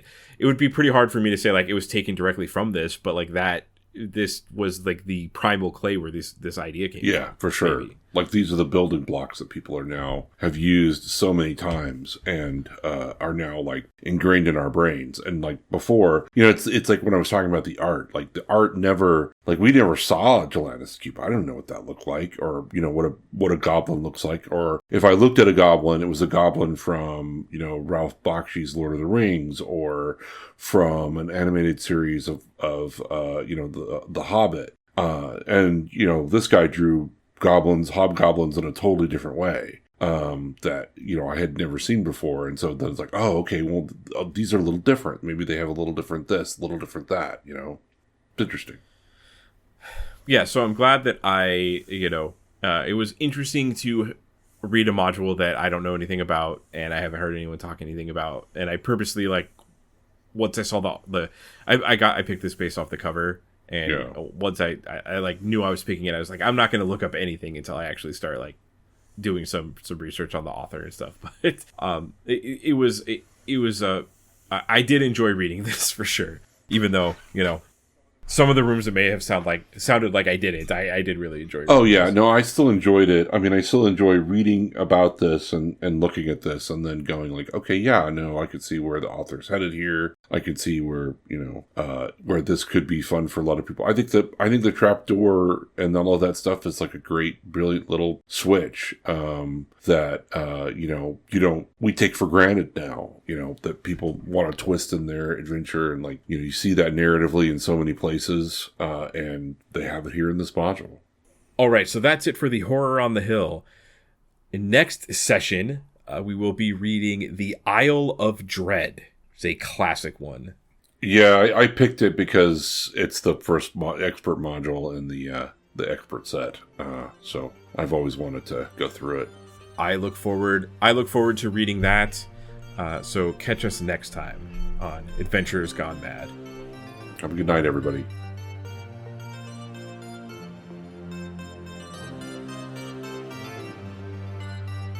Make sure to follow us on your podcast app of choice and follow us on Blue Sky at agmpod.bsky.social. Did you play Horror on the Hill? We want to hear about it. Contact us at agmpodcast@gmail.com and join us next time for the Isle of Dread.